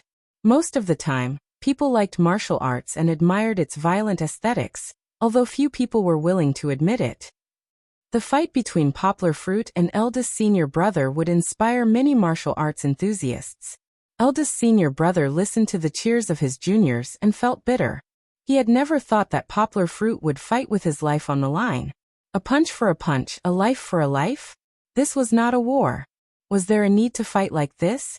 Eldest senior brother was hurt, so he did not want to continue wasting time with Poplar Fruit. He became energetic again, and fought with Poplar Fruit using the body movement of Xingyi fist. Seeing eldest senior brother's rapid and agile movements, Poplar Fruit's eyes lit up. He thought to himself, the body movement of Xingyi fist. This was probably a secret because Poplar Fruit had never found a detailed diagram of it before, and had never practiced it. He was excited. As he fought, he diverted some of his attention to memorize and learn eldest senior brother's body movement. However, Xingyi fist's fighting style was still about fighting head-on. Although some styles were bold and powerful, some were compact and precise, and some were steady and solid, they were still the same. One could imagine that when two armies were fighting, the situation would be chaotic and enemies would be everywhere. How would there be any room for you to dodge and maneuver? If you did not advance, you would be pushed back. If you retreated, you would die. As the eldest senior brother dodged, his momentum weakened a lot. Only a few of the onlookers could see that the fist intent of the eldest senior brother was actually unable to raise its head under the pressure of Yanghua. In fact, Poplar Fruit did not press too hard. In order to learn the body movement of Xingyi fist, he even left some space for eldest senior brother. However, after he memorized the body movement, he realized that it was not as nimble and practical as his own Taiji fist. Xingyi fist's body movement was used to supplement the body movement. It made the body movement difficult to predict. Using it for dodging was really bad. That you're tuning in to the Li Mei's Wuxia Whispers YouTube channel. We're so grateful for your support, and don't forget to subscribe to join us on this incredible journey through captivating stories. Your generosity through donations truly makes a world of difference, as it's the primary source of revenue that allows me to expand and enhance this channel for you. Thank you from the bottom of my heart for being a part of this adventure.